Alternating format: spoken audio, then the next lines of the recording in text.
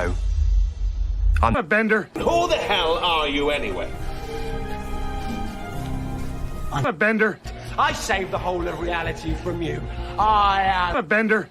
Call me the bender. This is Zoe, Jamie, and I'm a bender. Might I suggest you just call me a bender? No, I'm the bender. Oh, please don't call me human. Just B-E-N-D-E-R. Bender. How do you do, sir? I'm a bender. Her name is Tegan, Your Majesty. This is Turlo, and I'm a bender. No, actually, I am known as a bender. Now that we're all here, let me introduce myself. I'm a bender.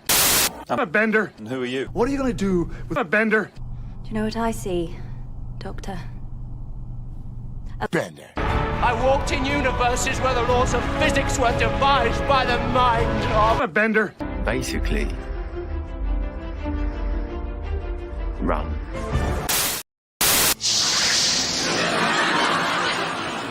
Damn you! Sutek gets filmed in front of a live studio audience. Damn you, Sutek!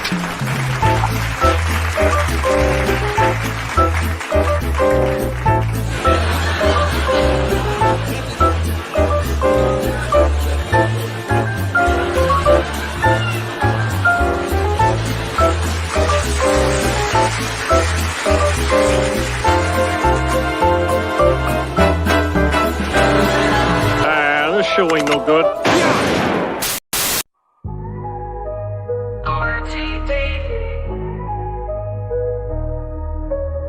The BBC were ambitious. They always wanted the show to be bigger. They just believed in Doctor Who. It's an old, fantastic tradition. The BBC had plans to supersize it. And here we are. I absolutely agreed with everything they were planning. RTD, you're lying to me. Every word you say is laced with tons of gay. You gotta keep lying, cause the show is dying. Protect the BBC.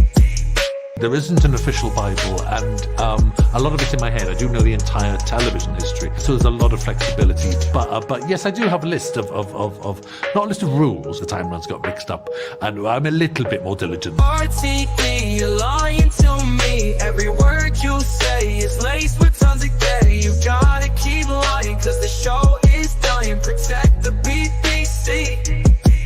Their lead actor needs to be limitless. I want someone who's good at everything and describe, and we've absolutely got that with Bishopï+. It needs to feel very safe for a young audience to come and watch it. There's a kind of childlikeness to the Doctor that fits children. RTD, you're lying to me. Every word you say is laced with tons of gay. You gotta keep lying, cause the show is dying. Protect the BBC. Start the car.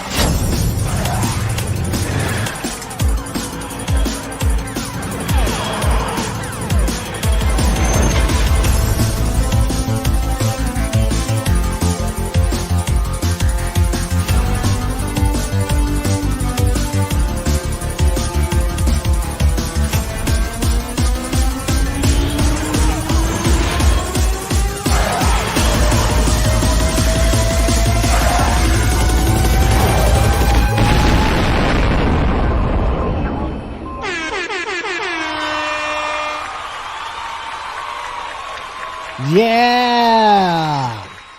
Hello, and welcome back. It's WhoTF Live. We're a week late and a couple of brain cells short in my case, but welcome back. You are watching Will of the Fans, and my name is Will. See what I did there? Thank you very much for watching. I'm joined, as always, for this, the show where we dissect, discuss, and argue the toss about the disgust, the dross, the dreck, the disdain, the dissociative identity disorder, and occasional decency from Doctor Who. And I am joined, as always, as I say, by my regular panel, Mr. Ryan Rogerathe, Mr. Golden Age Geek, and Mr. Rev, aka Dobby, and two guests who we'll get to in a moment. But first of all, would you like to say hello, Ryan?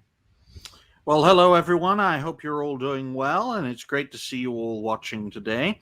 It's always a pleasure to be on this show, always just after being on Saturday Night Hypnosis, or as I like to call it, the Sunday morning bonanza, especially for me. Hopefully we'll have a great talk about all things Doctor Who and, unfortunately, Disney Who for a good 2 hours and review one of the most unique series in New Who history with Series 7. So Here's to a great show. Now on to the Golden Age Geek. Well, hello everyone. Yeah, it's good to be back here. We weren't here last week, but it's good to be back. It feels right to be here on Sunday doing this show. And yes, we will be getting into Matt Smith's last season, including the specials. A very interesting set of episodes. And if our last discussion around season 6 was anything, I think this one's going to be a fun discussion as well. And maybe we will what do they say? Clash horns. Perhaps we'll do that when ranking this season as well. But Rev, how are you doing? Hello, everyone. Please make sure you keep your hands, arms, and feet inside the TARDIS at all times. There might be occasional laser blasts attacking us and time distortions. I'm doing great. Welcome back to the channel. Make sure you like, subscribe, ring that bell for notifications, or else I will send a Welshman after you. He's right up there somewhere. Oh my God, that's so threatening. I know. Unleash the Welsh. I'm Awesome. Welsh, And by the way. No, I'm sure everybody is. Every sheep is, at least. I don't know. But anyway, we're also joined, of course, this time by 2 recurring guests. First of all, Divas, Dinosaurs, and Demons, aka Borenjaw. How are you doing, sir? Oh, great. Yeah, I'm just happy to be here as always. I think this might be the last one for me for a while, just because I really don't like the Peter Capaldi era, but I do like this series, so I'm happy to... Yeah, the Peter Capaldi era. It's the pretentious era as far as I'm concerned, but I'm happy to do this one here. It's great being back. Really, really appreciate it. Excellent. Thank you very much. And last but definitely not least, someone who was read out by Star Wars Theory, so it'll be about £20,000 to talk to him in a couple of days. Price of Reason, how are you doing? I'm okay. I didn't even know that was going to happen. Suddenly people were telling me, hey, Star Wars Theory mentioned some tweet of yours, so... You featured on a channel with 3.3 million subscribers, right? My friend. And he kind of locked on that tweet. I don't know. He was like giving a monologue. And the tweet was did there. you a big one. But how are you doing anyway? I'm doing okay, and I actually I think that whatever it's worth, whatever's happening to him, those other creators, I think that's just really, really annoying, and even though he's one with 3.3 million, I mean, it affects all of us in a way, because if you let people push you around like that, and you involve the press and you involve all these campaigns to get rid of people with opinions that you don't like, it's not just him. He's just a really big creator, but it really applies to all of us in a way. Couldn't agree more. Absolutely. It's well worth talking about, actually. But I'll finish introducing the show, and we can touch on that for a moment, because we haven't been able to, because I had a very hectic week. Started off 7 days ago with a sudden migraine that took out all my senses. Doesn't happen very often, but when it does, oh boy, do I know about it. A hangover from that lasted about 2 days, and then complication, and then I finally just sort of hit burnout. So I've had a rough week. It's good to be back, though, and I see everyone in the chat. I see the regular members.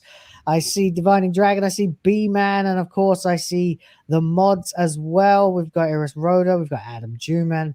We've got TJAP Steve. It's a lovely pleasure to see all of you as well. And we already have a special green chat, but of course it's from Rev, who kindly pointed out that it's your civic duty to like, subscribe, and ring that notification bell to make sure you never miss out on anything. Yeah. Literally anything that I'm doing. Today it's Doctor Who, but tomorrow it could be anything. Like, say, for example, commenting on that situation that happened. We might as well have 5 minutes or so to get our shit off our chest, because we haven't had any other shows in the last week to talk about the situation that unfolded with the massive cancellation attempt, the organized targeted hate campaign, the actual the definitive example of an organized hate campaign coming from the people who call us haters. It is disgusting. Like you were saying, Price of Reason, it's not just that they went after the known channels, if a precedent is set, if they were successful and they set a precedent that you can't say this is a bad TV show without being actually racist, any precedent that gets set in their favor would affect absolutely all of us. So And that's what they're trying to do. I think that they're trying to instill fear. Imagine they managed in one swoop to get rid of Star Wars theory, Nerdrotic, Geeks and Gamers, and RK Outpost. It would be chaos. I mean, we're like taking out the Avengers, you know?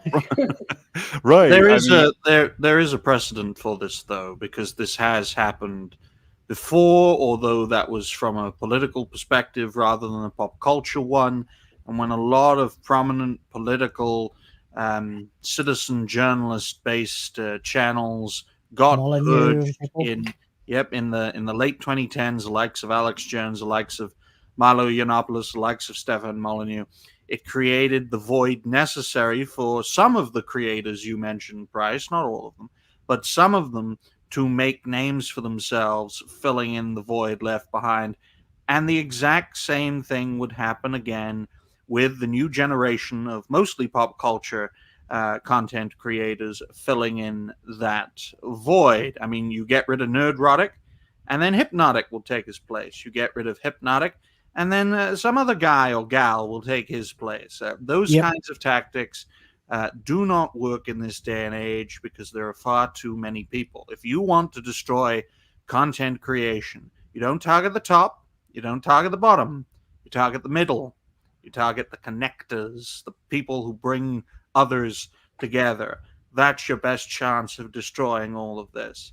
And it's not that big of a chance because we're organic because of our own self-motivations. That is the thing, isn't it? Like, every one of us met after we decided to start doing this.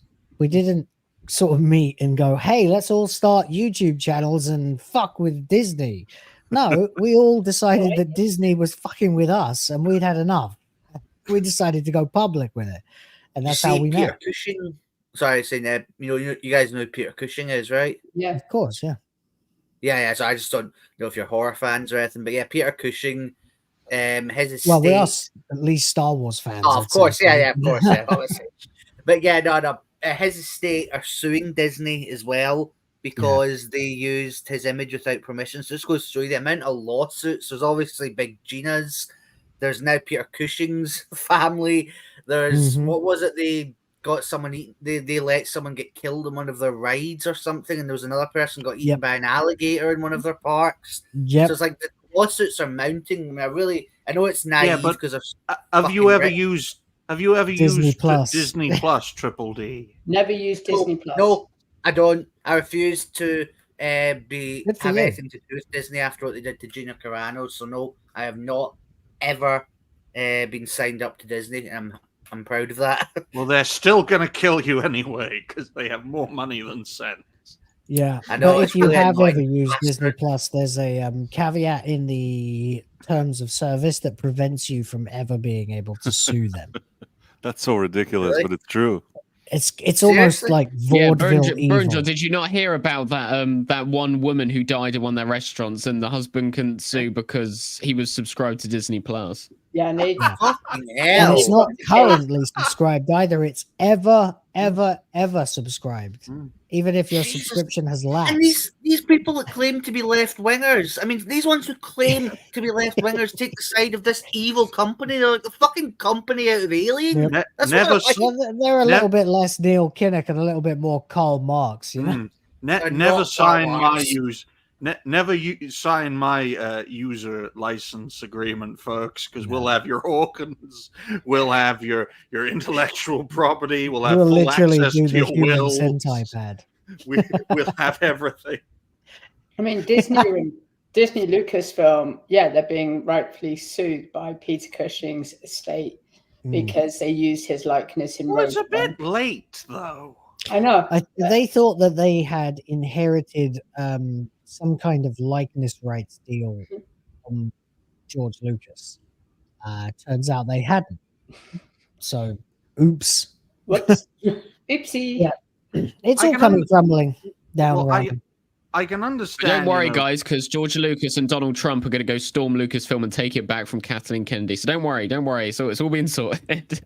I think George Lucas is a bit of a... See, here's the thing people don't comment on. I think George Lucas, Steven Spielberg, and Kathleen Kennedy, they're a nasty little clique. Now, obviously, the three of them, Kathleen Kennedy is, the worst because she has no talent. But Spielberg and Lucas used the same tactics. Like Spielberg got Megan Fox fired and banned from the Transformers series because she compared the director to Hitler. And I don't like Megan Fox.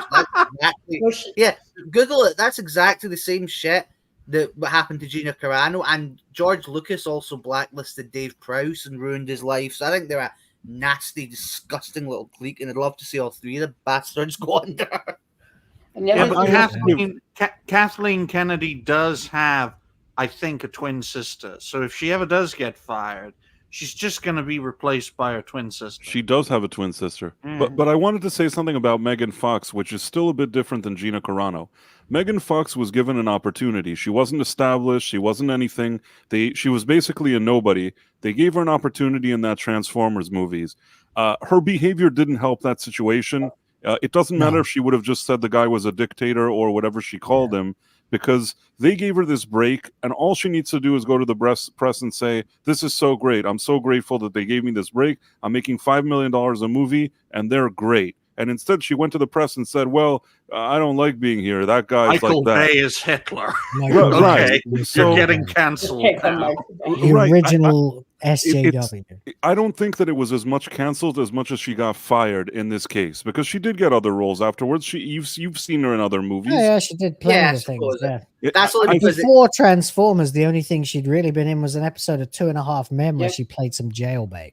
Right. The thing is, though, I agree with what you're saying, but back then you weren't able to cancel people quite as easily. They couldn't whip up, hundreds of thousands of retards on Reddit to absolutely demand her blood every time her name was mentioned. It wasn't quite as... Apparently, she'd be up for giving it to people as well, because she lets people carry vials of it around and things like that. But and then she's a bit of an Angelina Jolie type, actually. She is. And the final thing I'll say is that he had the sensibility. He didn't go and do some weird press conference or press release saying she's abhorrent. He just said, I don't need this person on my set. I'm firing her. And I still think it was done in a more quiet way. Somebody is still allowed to fire a person that he considers annoying on his set, but it's not as bad as the Gina Carano thing, in my opinion. No, it's not. You're an angle, Rev. Rev, you're an angle. I know, I'm an angle. I'm an angler. You're an angle, mate. It's That's right. All right, angle. It's the shills that really get under my skin, guys, because I can understand the corpo rats just trying to squeeze every single nickel and dime out of people. But it's these agents of the entertainment establishment, Star Wars Explained of the world, who try to make a name for themselves. They're basically Alyssa McCante. They're the Alyssa McCante of Star Wars. That's basically Mr. TARDIS is the biggest cunt of them all. He is the Star Wars Explained of Doctor Who. 100%. And those sorts of people are the ones that keep the Empire of Lies alive.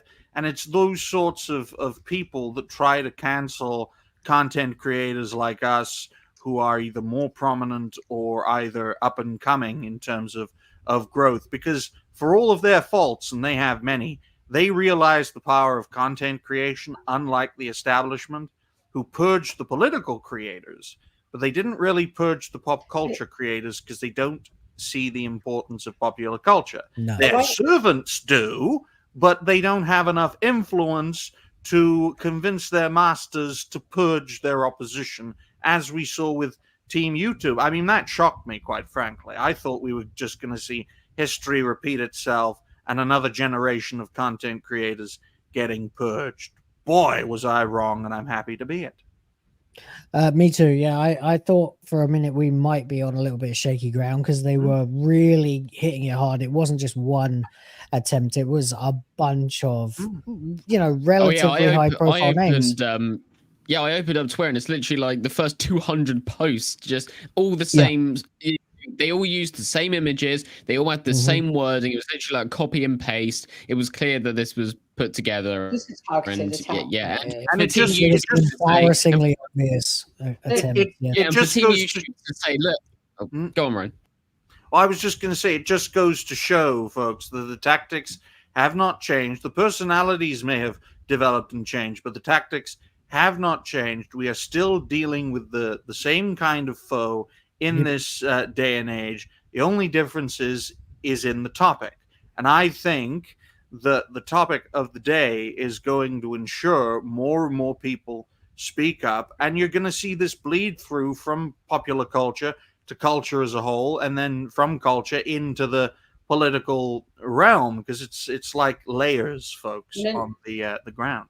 There's also a serious side, which, you know, I was keeping an eye on all these attacks. These fucking Muppets, right, who are doing all of this, they have no idea of what would happen if somebody actually carried out those threats on these YouTubers.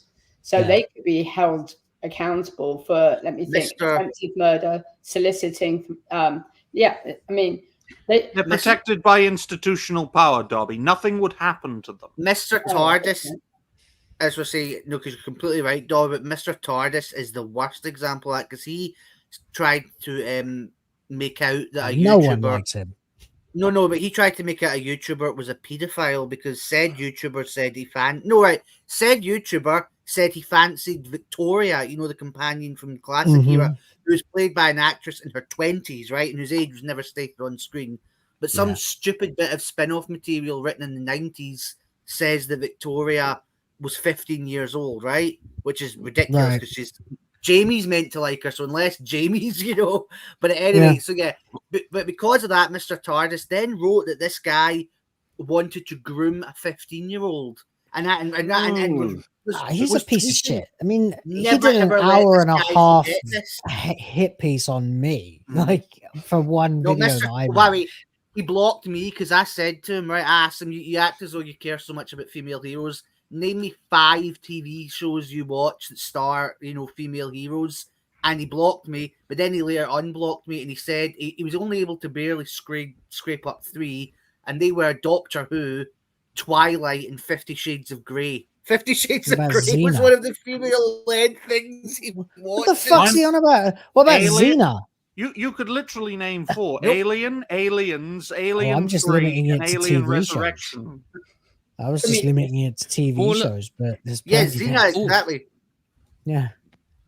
All I'll say about this, I don't really like to delve into like YouTube drama stuff. It just doesn't really interest me. But what I'll say is, obviously these people who are coordinating to get people taken down, it's one of the scummiest things you can do. And also it just proves that they're very nonsensical in their takes, because if the only way for you to like debate someone or kind of like triumph over them is to get them removed, it kind of shows that your arguments have no, you know, depth or any sort of meaning, any merit. You know, if someone's asking you to, and because you know whether you agree, whether you agree or disagree with certain takes that Nerdrotic Geeks and Gamers have, whatever, that all these nonsensical allegations that these people always throw around.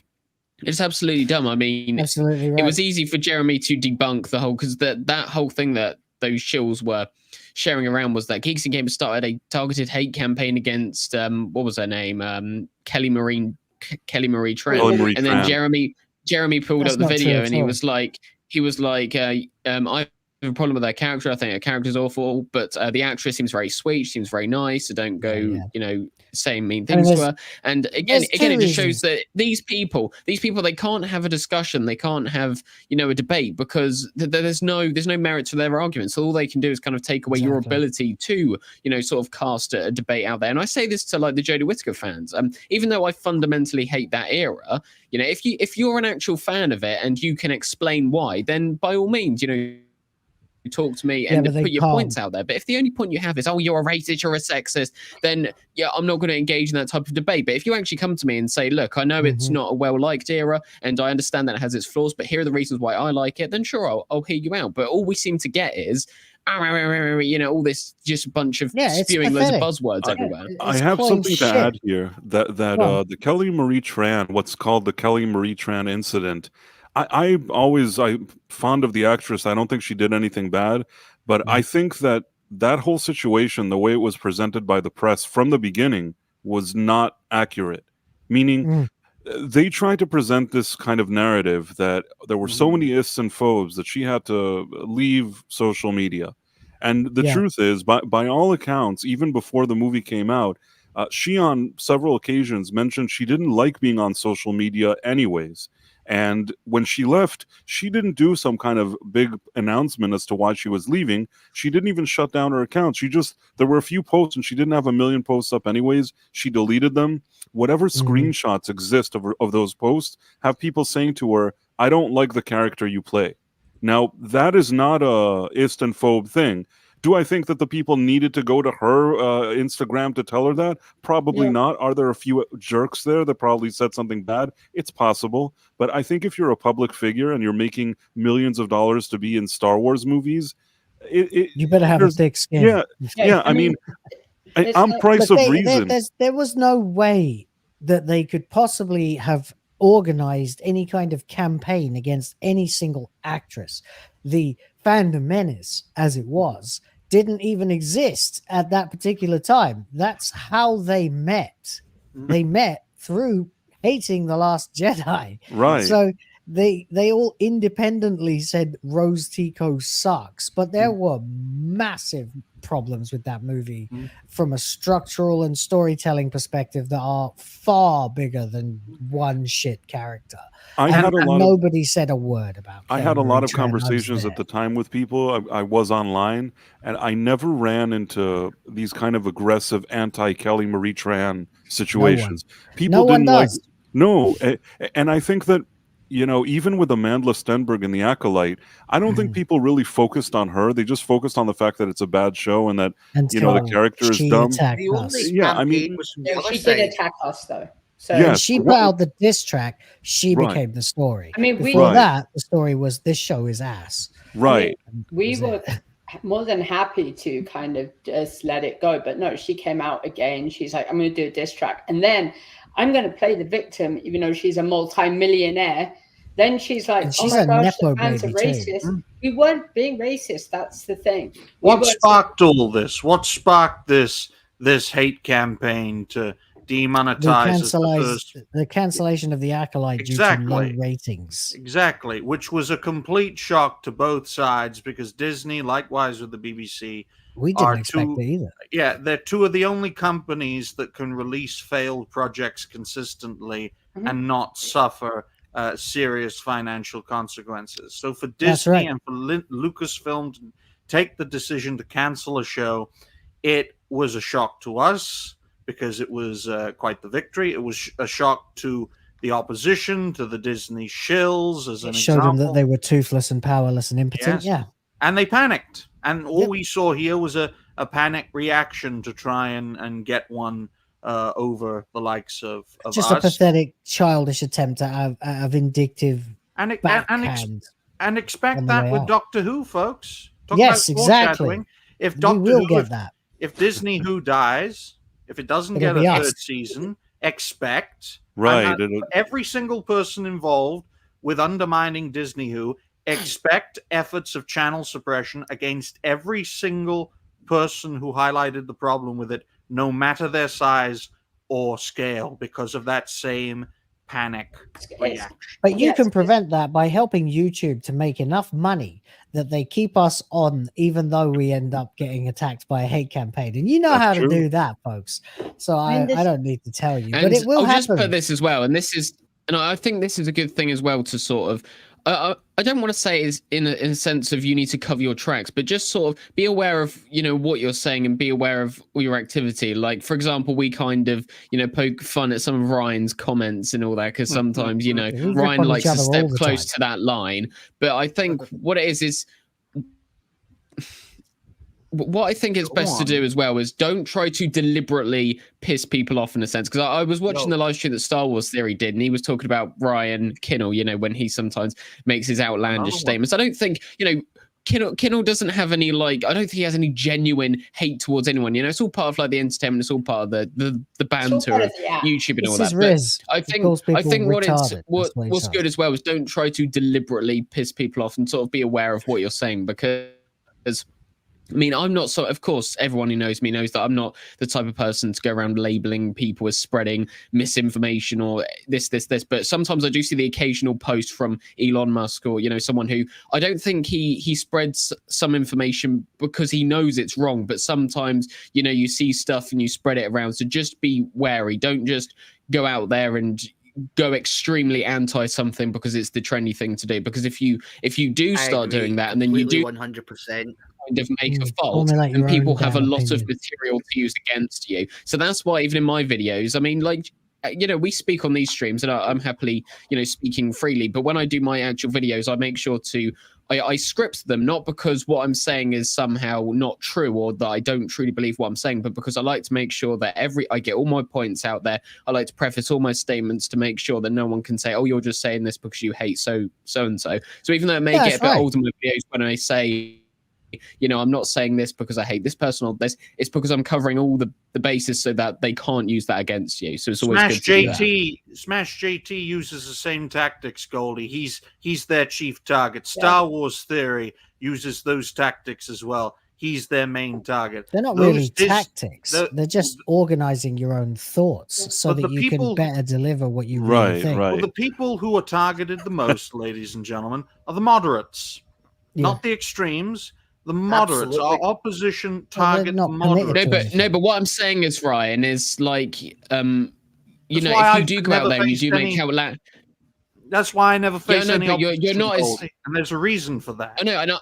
I know, but I'm not saying this in a rude way. But your channel isn't as big as Star Wars Theory with 3 points. So there's a lot more eyes on him, right? So what I'm saying is, don't deliberately go out there and make outlandish statements, because then when you're trying to defend yourself and you say, "Well, I'm not spreading hatred," then they're going to find some random clip of you, labeling or describing someone in a certain way, and they'll go, look, he's actually the evil person we're making him out to be. So that's why I just say sometimes I think what he's saying is that any one of us could be under scrutiny at any point, and that's why when you are making a video, everything you say sort of at the end can represent you, your brand, what you stand for. And if at the end you get into some maybe higher profile dispute, people can start looking at your videos, and if you said all this istophobe stuff, well, you'll be presented as an istophobe. For me, it's not a problem personally. I don't want to say istophobe stuff. I just don't like it when content is over politicized and it's crappy. And if it's crappy, I just want to say that I think it's crappy, and I shouldn't be persecuted for saying that I thought a TV show was shit. Absolutely. If I call Shooty Gatwa Shooty, did you know he's gay twat? It's obviously tongue-in-cheek and a reference to the fact that they won't let you forget that in any of the marketing ever for any second. And I'm responding to that by amplifying it even more in my own content in a sarcastic way. I shouldn't have to explain this, and I'm sure I don't to the audience that are here or any of you, but anybody who might have anything negative to say about that could potentially use that against me, and then I would have to go through the rigmarole of explaining that it's a fucking subtextual thing. Guys, come on. From the day. Sorry. You go on.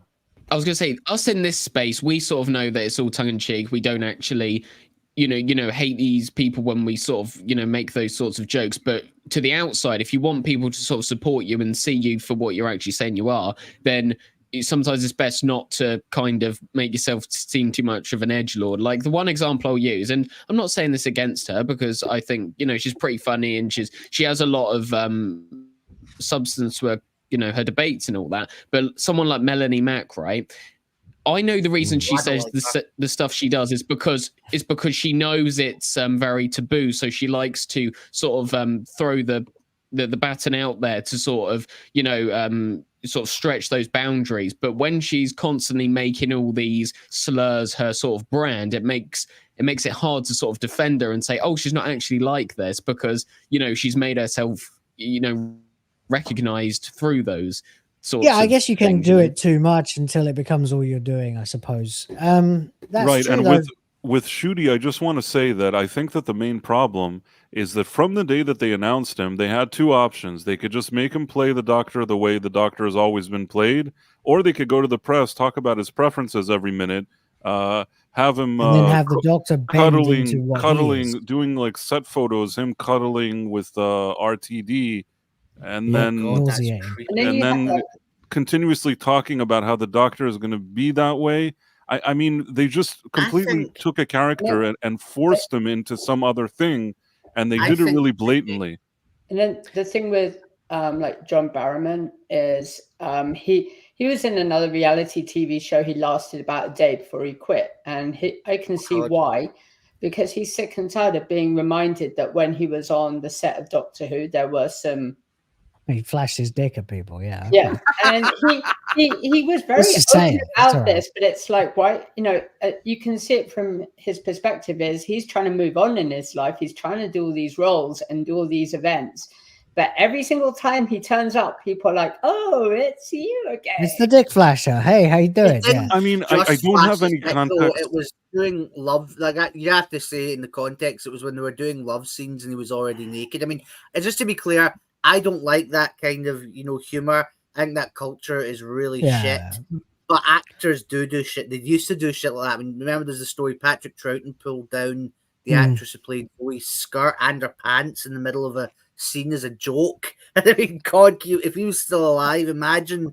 So I do think it's the cancellation. Different times. It's different times. Even I'll say something about Noel Clarke that, amidst his weird thing that was happening to him, one of the ladies that was complaining about him said that when he was on the set of Doctor Who once, she brought him a costume and he said something to her that she felt had a double meaning. It may have been that he actually was hitting on her while she was giving him his costume. And I'm thinking to myself, you went to a newspaper 20 years after a guy may or may have not made a pass at you to present him as some kind of like terrible person. It's you know what I mean? shit. Yeah. Yeah. I mean, you will get tarred with that kind of brush like they're doing with Mr. H at the moment, who just sort of came out and made a video based on some information that he believes that is true, apparently. And I have people come after me. And now they're calling him, I've got the screenshot. This is the only visual thing I can have to get us onto this topic, which we should touch on briefly before we begin the ranking. And that is him saying that he has been told by someone. At no point did he cite the April Fool's article, by the way. But he said that he was told by someone with, some clout, with some knowledge, that Ncuti Gatwa had been fired. Now, a lot of people are arguing the toss that there's no evidence for this whatsoever. And yeah, they've probably got a point.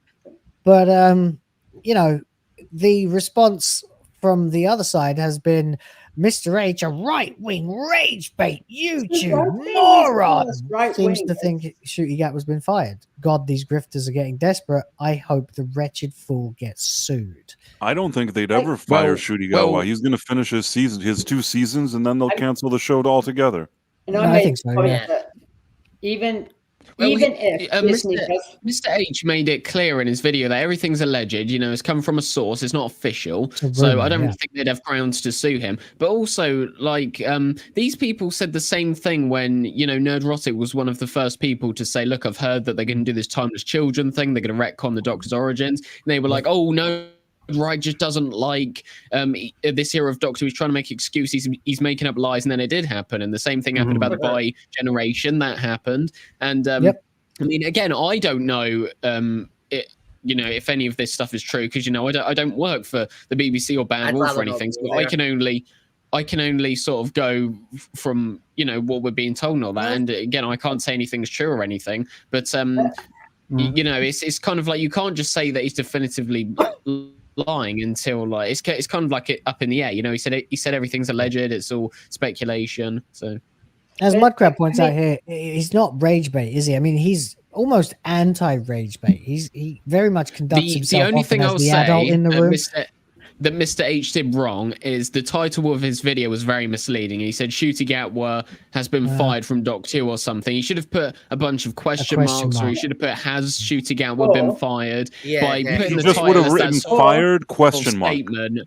And then what he should have really done is he should have used common bloody sense and looked at Disney's hiring and their HR policies, which means if you're a black gay guy and you're a diversity hire, you can't be fired because then you will. Well, look at Bo DeMeo, Rev. It doesn't make you like. You've got to be fully black. You've got to be fully black. No, he didn't toe the company line, Bo DeMeo. He went off script. They wanted him to push certain agendas, and I think that he didn't do what they said, and that's why they got rid of him. But Shudigawa didn't oppose what they were saying. He fully embraced whatever it is that they're doing. We are talking about, gentlemen, and we also talked a little bit about this on Saturday Night Hypnosis with the whole lollipop chainsaw IGN. Yes, exactly. We're having this conversation the second time today for me. Yeah, right? we're basically talking about what is the nature of content creation. Is it about information, entertainment, both? Or in my case, because I'm a boring wanker, neither. And when you look at this, and I love it when content creators go back and forth on this, because it is an open question. Are we for informing the people, or are we just for entertaining the people? Or is there a line? I think people It takes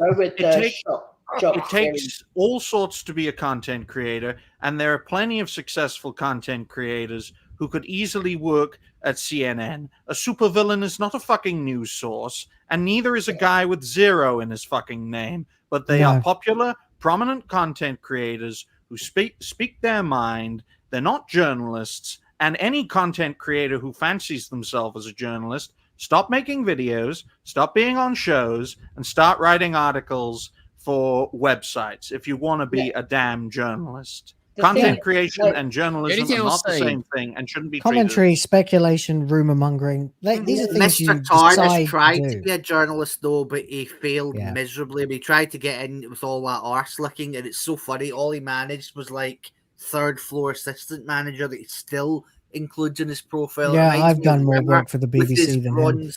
Swimming certificate and silver. Yeah. Exactly. And that's the sad thing about the shills, is that they want to be part of the entertainment establishment, and to a lesser extent the pop culture reformers who want to reform the establishment to make it great again, because at the end of the day they want to be part of the fucking system. Let's face it. You do that from time to time. Yeah, you see people sell out. The thing that I find really interesting is that I've seen a lot of people, like, they copy the shock jock whole trope. So their whole channel is a bit like that. They're going to come in with this big hook, and then the article is completely different, which is why I'm usually really careful, which is why I said on my stream that there's no way Disney are going to take that risk of them, because they don't have the ability right now to even defend it in court because they're in so much trouble. Yeah. But Ncuti Gatwa could just turn around and say, oh, you're attacking me because I'm publicly gay, I'm black. Misero. Dr. Misero, yes, indeed.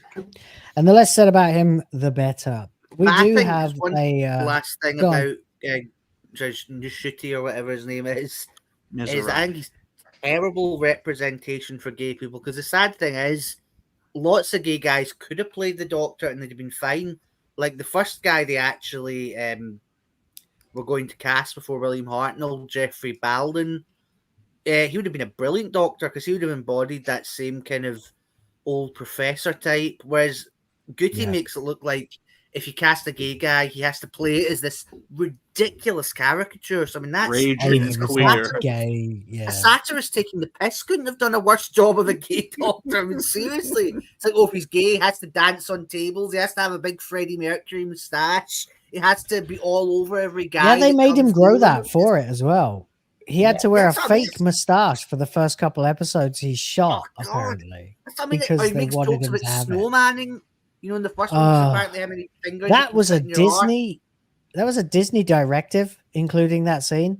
Yeah. And I mean, I'm not saying that the content of the scene with the allusions to the gay sex act known as snowmanning was Disney's mandate. That might have been just pure RTD, but inserting another scene to introduce the Doctor before he shows up with his ridiculous glove on that rope ladder. And it's for children. I think the most ridiculous thing about that scene as well is I think that scene was supposed to be set in London. There's no way that a fucking street in London at night, even if it is at night, is going to be just empty and there's going to be no one around. There's nothing. That's the most unrealistic thing. Like, it's supposed to be in like Soho or yeah, it was just like fucking that. empty. It was empty. It was just shooty, and this woman with a pushchair. That would never happen. There'd be tons of people. You wouldn't be able to find any breathing room. There'd be so many. Well, Camden's especially never in these quiet. days, you couldn't really do that anyway in the streets of London anymore. How do without you getting know caught. that, Goldie? Have you been down Soho at night or something? No, you just gotta look at. It's just common sense, right? Hey, look, admitting it, Goldie, is hard. Stop ruining my narrative, Will. No, I mean it's not unheard of for a straight man to find themselves in Soho in the middle of the night. I used to work in London at events. I very often had to walk past these places at like 2 o'clock. I destroyed it. Yes, it's nearly been an hour, and we haven't even begun. We do have a major task, a bigger version of it than normal. So we really do need to press on and get to the task of ranking series. Just put 7. Chibnall's fucking episodes at the bottom, and we'll get through it really fast. Yes. Does that include the rip off of Narnia? Because that one goes to the bottom for me. Yes. But knowing you, Will, you're gonna think it deserves to be at the top. What, the Doctor, the Widow, and the Wardrobe? No, that's trash. Put it right at the bottom. No, Chibnall didn't write that. No, Widow and the Wardrobe is great. No, it's trash again. It's derivative garbage, just like A Christmas Carol. It is boring. Like the whole idea of ripping off. It's boring. It's Mark Gatiss playing a fucking out of touch military man again. No, it's not. It's Alexander Armstrong. Sorry. Oh, it's Alexander that's Armstrong. twice upon a Sorry, time. that's right. Yeah, that's right. But the Sorry. thing is, right? The only reason Alexander why- Armstrong did a better job, actually. That's right. Yeah. The only reason why they tried to do episodes like that is they're trying to bring in new avenues that the franchise hasn't gone down. So yeah, let's just make fun of C.S. Lewis. Let's just go after Charles Dickens. What next? Stephen King? Right? We could have a Stephen King Doctor Who themed episode. Send him to the Overlook Hotel. I mean, these kinds of things see, here's the are thing. exactly what they would do. How do you do a Narnia one, right? And not include Jadis, the main villain of the first two They should Narnia have. books, who is amazing. And by the way, she, ironically, she inspired the Daleks. See, when you read her origin story, it's basically a precursor to the Daleks. It's like these people discover this dead planet, and then there's a city in the distance, and one of them wants to explore it, and then they find her in the ruins, and she destroyed her world. It's That a is very brilliant similar story. to the setup of the original Dalek plotline as well. So they could have actually done one that revolved around Jadis, and she was like some kind of weird interdimensional alien that was trying to break into our world through a wardrobe or something. They could have done that; it would have been cool. But they did the most bollocks twee, fairy tale shit with it. So yeah, that was really disappointing. They wasted such a good opportunity because Jadis could have been a brilliant Doctor Who villain. Absolutely. The last thing, Stephen Moffat would have probably had Jadis just want to get off with the Doctor because that's what he does with every female villain. So, it would have been I propose that Dinosaurs on a Spaceship goes at the bottom, followed by a Power of 3. Well, we have a bit of a unique situation here with this one. First of all, we have 17 episodes, not counting Night of the Doctor and The Last Day, which I've put here kind of separate in case we want to include them. We've got to go from Doctor, the Widow, and the Wardrobe, which is trash and should be at the bottom, all the way to The Time of the Doctor. And that is 3 Christmas episodes. Because this series was split in half over 2 years. It's got to be fair, Will, The Doctor, the Widow, and the Wardrobe is halves. the Christmas special of season 6, and Christmas Carol was Christmas special of season 5. What? No, they usually get counted before as episode 0. There is no Christmas special for series 5. It's the 2-part. I don't know. BBC iPlayer puts them in that order. I don't care what iPlayer does. I go buy my box sets. I don't give a flying fuck what the BBC says. Oh gosh. I couldn't give. I would actually just because the BBC says so. I will actually do the different opposite. to anything from season 7. Isn't that true? Most Christmas trash. I mean, the reason why that episode exists is because they have to bring the Doctor and the gang all back together, and they have to explain, okay, well, where the hell was the Doctor? Oh, no, he was just having fun with giant big-ass trees and guiding people home with the TARDIS. Yay! Look, I don't need it to be dead last. But It's long. great. It's not It's great, trash. dude. It's not. trash, No, dude. it's not. It's trash. Don't do Narnia without Jadis. I'm sorry, don't do that. Don't do Narnia. Don't do Narnia. Don't do Dickens. Write your own fucking story. Make it about the Doctor. True. The Snowmen, Doctor Who story. Little derivative in places, but basically a Doctor Who story. Time of the I like Doctor, the Snowmen. definitely a Doctor Who Yeah, I story. will say the Snowman's better. Snowman's better. Yeah, Oh, the and Snowman's then the Time of brilliant. and Doctor the Widow and the Wardrobe are the 3 Christmas specials. There's no contest that the Doctor, the Widow, and the Wardrobe is the worst of the 3. Oh, absolutely. Yeah. No, the Time of the Doctor is so bad. Oh, God damn, how could you be so consistently wrong? What a town! There's a town called Christmas. That's the most fucking Moffat thing ever. Hey, not as much as apparently ripping off a fairy tale for the 2nd consecutive Christmas episode. Well, I don't know that original fairy tale, so the Doctor and the Widow of the Wardrobe is better. Let's start off. Let's start off this list with dinosaurs on a spaceship, and then go from there. Yeah, okay. Dinosaurs on the Spaceship was a what the fuck are we watching type episode. Alright. I don't. So we'll go with the original. We'll go Remember with the cringy 14 bits with the for series Victorian 7. guy and the Egyptian babe flirting? Oh God, that is so bad when he's going about, oh yes, a fiery woman by my side. That was so okay. fucking cringy. Dinosaurs Power on the free. spaceship was the one with Nefertiti that he wanted to bring her back because Yeah, it's the one that completely wasted Mark Williams as Rory's dad too, I believe. Yeah, I don't get how Nefertiti, a woman in an Egyptian costume, I mean, you could say any woman is Nefertiti that way, how that would be more valuable than like a Triceratops, which was, that was the whole point. I don't get that.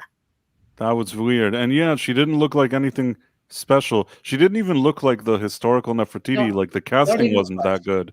Yeah. So the big problem here was that the first half of this series was actually only 5 episodes, 6 if you include Widow and Wardrobe, which is a very uneven split before Snowmen then bridges the gap between 7A and 7B. 7B starts with Bells of St. John, which of course is Clara as Clara, not as a fucking shade of Clara from before, and goes on for 8 more episodes, and then another Christmas. Well, then we have the Day of the Doctor. Fuck's sake, what a nightmare! 50 Shades of Clara.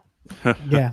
50 Shades of shooting out. Yeah, I mean, this was a season where they were sort of tying up the whole Amy and Rory type of thing. Yeah. And then they were trying to bring Clara in, and They tried to do too much. Too much, yeah.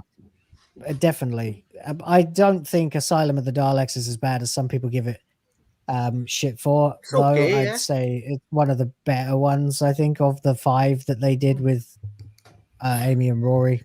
Oh, the I 6 think Called including. Mercy is the best of the first half of the series. That's I'd pretty say. good. Agreed. Definitely agree. Yeah.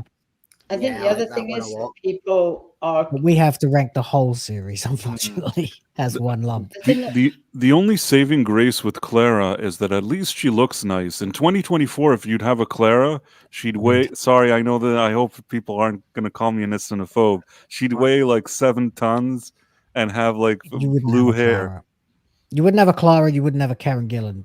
Not now. No chance. But the thing with Moffat likes his beautiful women. There's nothing wrong with that. At least that, even if they made her somewhat of a girl boss, at minimum, at least she didn't look bad. And she wasn't much of a girl boss in the Matt Smith and Clara era. She became much more of a girl boss with Capaldi. Right, and that's Her when they and started Matt shifting. Smith. What's the Or name Matt of that Smith. damn? What's the name of that damn episode with the black cubes? That's Power 3. Power of the Oh. Power It's the one where it's Dr. Amy and Rory, and they're basically just at home. I actually That's can't remember much getting about that. That's the Getting one where he It's has a heart pretty attack. bad. He has a getting- heart attack or something. Yeah, getting Yeah, bored to death. You die. Yes, I don't fucking know. There's a big problem with this series in that it's even more lopsided than Series 6. Much more, I think, because you've got episodes that we all remember very fondly. You've got the highs of the Day of the Doctor and stuff like that. And then you've got episodes that I can't actually remember at all. like Cold War and Hyde and stuff like that. And you've also got Nightmare in Silver, which is the episode where that is fucking I dog believe shit. That And has Neil James Gaiman wrote Corden managing to break out of cyber programming. That's Closing to Time, say- isn't it? No, That's Closing Time. is- Will. Oh, I'm sorry. That You're is right. Yeah, Closing yeah. Time. Nightmare in Silver's on That the was planet. that was the gaming episode. Yeah. Okay. Half Warwick of Davis. half is of in that series. one, To me, at least half of series 7 is forgettable because the other half it just burns into the mind of every Doctor Who fan. I mean, the Angels Take Manhattan is a great way of ending the Amy and Rory arc. Except for the massive contrivances with the Weeping Angels, like the Statue of Liberty. It ruined the being characters. It ruined the characters of the Weeping Angels, but it was one hell of a great episode. The only problem with that is that the Amy and Rory were leaning towards leaving anyway. Yeah. The whole point was the Doctor had kind of kicked them out and they would only go on sporadic adventures.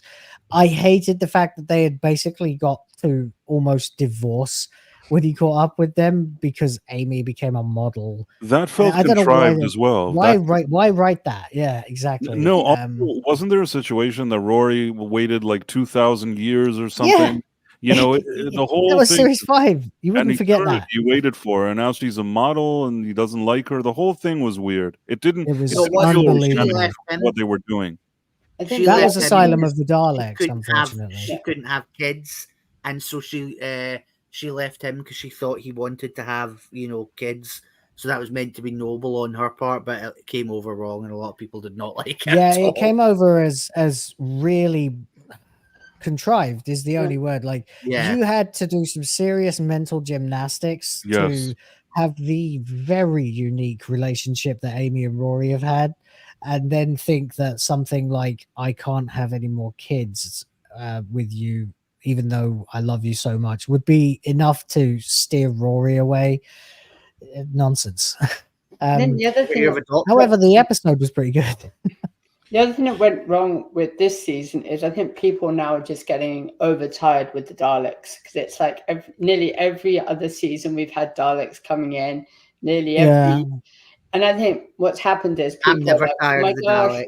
no more Daleks. To be fair, I didn't either. I liked the Daleks in Asylum of the Daleks. I felt like it was Moffat writing a I'm sorry for the new Daleks kind of thing. He left them alone completely in series 6, and when we saw them again, they were in this nightmarish asylum of broken Daleks that could be even less predictable than regular Daleks. That really worked for me, but that's me. I like didn't the mind Daleks. Maybe a either. controversial opinion, but I've never really liked the Daleks that much. They're good in some stories, but they get old very quickly.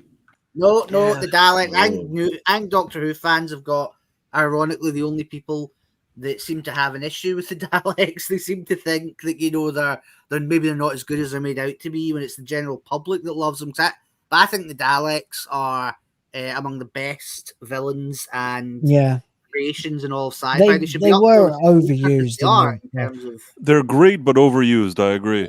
They were overused in the RTD era for certain. Like, just way too much stuff was done with the Daleks. I agree they shouldn't be there every year, but I think you can go through periods where they're the main antagonist. Like I didn't mind it in the Hartnell era and the Pertwee era. And I think but that's the serials. Then they can bugger off for a few serials and come back for a serial, and it works. Well, the Hartnell era, they introduced them, so that's like the it was a OG. second story. They turned they turned the Cybermen into the fucking Borg in this series. Yeah, Yeah, that's true. Oh, with that. All right, so now that we've shat on a lot of it, what do we think are the actual worst episodes? Well, Prediction Wardrobe is last. So I mean, what happens in Hyde? Because I don't know. I'm racking my brain.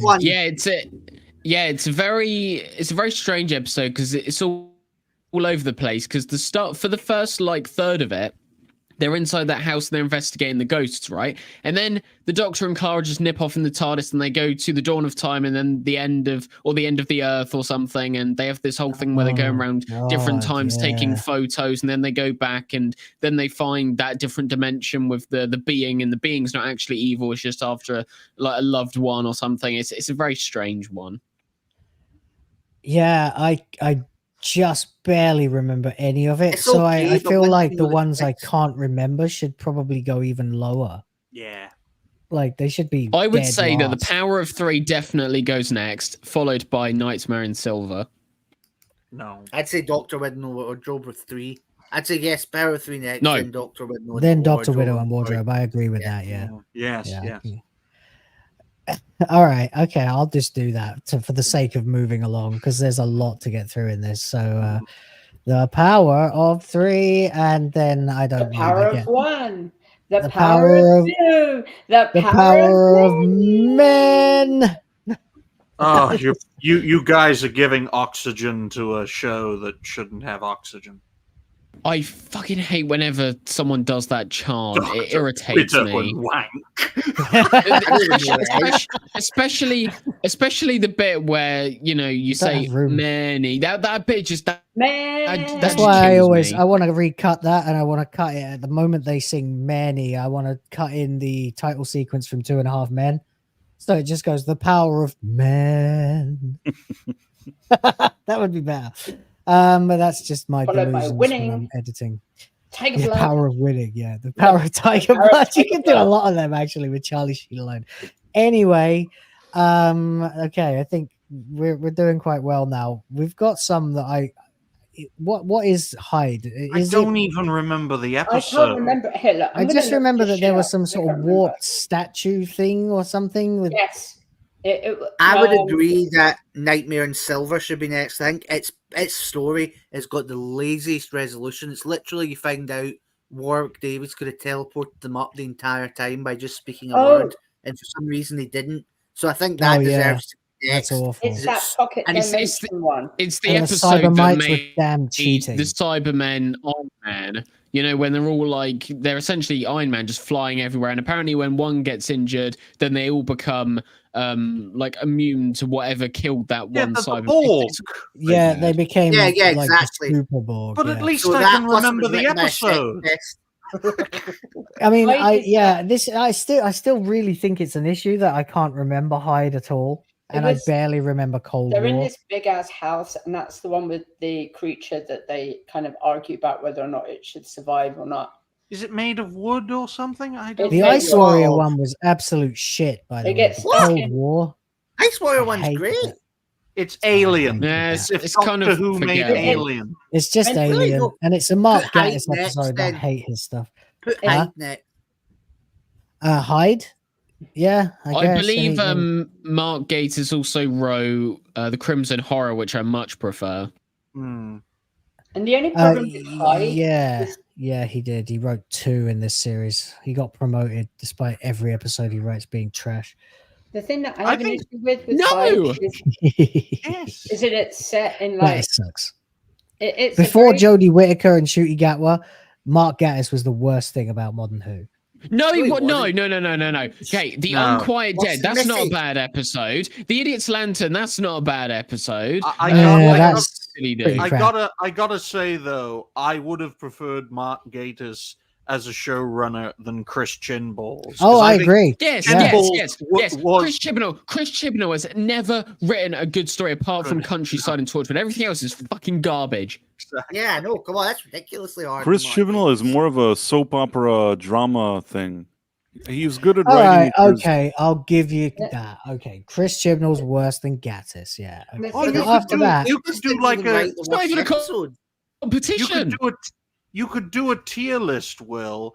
I of sometimes best just do this just to get fucking of- Goldie to Spurg out. You could, Sorry.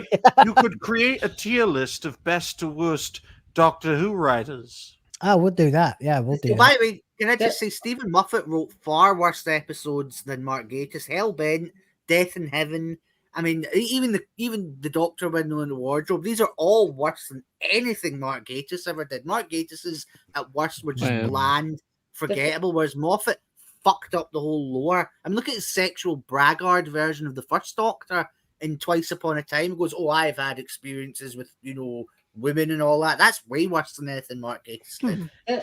Yeah, you know, maybe I'm just lingering with an old. And Mark belief. Gatiss also made an adventure in space and time, which is fantastic. Yeah. Then the thing that I didn't like That's a about documentary. Hyde is that Hyde is set in multiple different dimensions where they go in and out of a pocket universe, which it's meant to be like a ghost story where the creature is the ghost, but it turns out that the creature is not exactly a ghost; it's an interdimensional being. So the whole episode is kind of going from one dimension to another. Then I think the Doctor gets stuck in a pocket dimension. They have to go and get him out of the pocket dimension. But it played on these tropes of like horror movies. So it was always like, oh my gosh, big Victorian house, something's going to go down. And it turns out, yeah, it's just a timey-wimey pocket dimension creature. Just a quick reminder, folks, like the stream. If you're watching and you haven't hit like yet, please do us a favor and hit like, because it helps us to help you. All right. And wait, what's next? What's number 10 worst? Hyde? I'm going to say Hyde. Hyde, it's not bad, but it's fairly, it's a bit of a letdown. Once you know It's the twist, it's forgettable. not as enjoyable. Yeah. Oh, I can barely remember that one. Yeah. That's the one where remember it. they're in that big house and it's like, it's a You just told us about it and I still can't remember it. No. I I can just remember don't- Nightmare in Silver, Widow and Wank, the Nightmare in dinosaurs Silver on a next. tree. See, I kind of feel like we've already put it. Oh, We've already put it. Sorry, yeah. I would Nightmare say, in Silver's order, I would yeah. say next it goes Asylum of the Daleks and then The Time of the Doctor. Time of the I Doctor think is Time of far the too good. Doctor is probably like next because Time it's whilst it's enjoyable, it's not a good finale and it's a mess and there's lots of cringy bits like, you know, that is a woman and all that stuff that's just, oh god. Moffat should steer clear of gender politics. He really is not good with that. Yeah, I don't know why. I think they twisted his arm. Oh. I mean, just looks like he's overcompensating. It reminds me of Is it Brian. better than the Angels Take Manhattan, though? I mean, that's like, apart from the fact that the Ponds go off in a nice way, but not a way that actually makes sense from the plot. Like, I mean, it Angels makes Take sense. Manhattan's It makes better. sense. It makes sense that Moffat brought back the concept that the angels just fling you back in time, because I don't know what the threat was in other episodes, but they didn't seem that bothered Neck that snapping. they were going to It get. seems random though that. And then there's the whole point that the Ponds were like, they were gone, then they were just sort of part-time companions, and they were kind of sort of getting a bit, we're over this now, we're how do we tell the Doctor we're not really that interested in traveling through space and time anymore, which sounds ridiculous, but hey, it could happen. And then, you know, then they just, instead of being the assistants or companions who sort of go, we're retiring, Doctor, like we'd like to just have a normal married life now. No, they have to be flung into the past, you know, and locked behind some paradoxes. Yeah, they had to be removed so that a new era could then arrive, and also it would be a great way for the actors involved not to be dragged back into the show, especially in Karen Gillan's case, who has become, like Matt Smith, a insane superstar. At least you couldn't say that they exist in you know, if he ever goes to Earth present day, then you can't say that they're there. Similar to how Donna couldn't remember. I guess with them, they just said, well, we'll put him back in time or something. The thing that I had a problem with the Angels one is you have a big ass giant freaking weeping angel in the middle of Manhattan that looks like a whopping great big, and it's like, how would that even move? Well, it's not even a statue, is it? Because it's hollow. It's ludicrous. Yeah, there's no Also, reason. by the Statue America of is the worst. Liberty- Right, New York is the worst place for that because New York is famous for being the city that never sleeps because there's always something open. So it's not America. You'd never ever be able to move in New York if Yeah, you but were America is the 300 country pixels that never snappy. thinks Triple D. So I think the Angels Yeah, will that's stand true. a chance. But the other thing that I will say, I do think Angels Take Manhattan, in spite of that awful Statue of Liberty, but is better than Time of the Doctor, because I feel there's still more of a story. It's not just a mess of things being, thrown together. And there's some great moments of horror, like when he's in the room with the baby, weeping angels, and also what they do to Rory. The idea of being trapped in that little room, and then they see him, and also when he says like he'll never be able to get away from him, even if he takes him to the end of the universe. The angels, like it could be years, but he'll always have to be looking over his shoulder. I think that's really scary, and that's the type of thing that if I'd been a kid when I'd seen that really would have fucked me up. That would have been a really scary idea. So I think for that reason, Angels Take Manhattan is better than Time of the Doctor and doesn't deserve to be. I should point out that Time of the Doctor is actually part of the 50th specials and not part of series. Okay. Well, So, it's better than Asylum of the Daleks then, so it shouldn't be next, is what I'm saying. Yeah, fair enough. Plenty of mid episodes here. You've got the Cold War, you've got the Crimson Horror, you've got the Bells of Cold War's St. great. John. You've got the Rings of Attican, which haven't been brought up throughout our I conversation. mean, that's got the.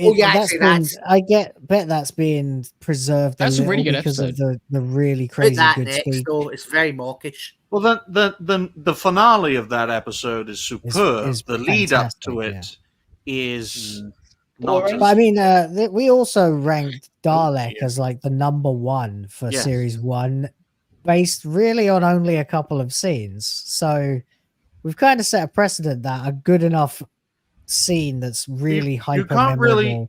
You can't really bring up legacy as we go on, folks, because the show is getting closer to the present day. Yeah, but so the this real is legacy.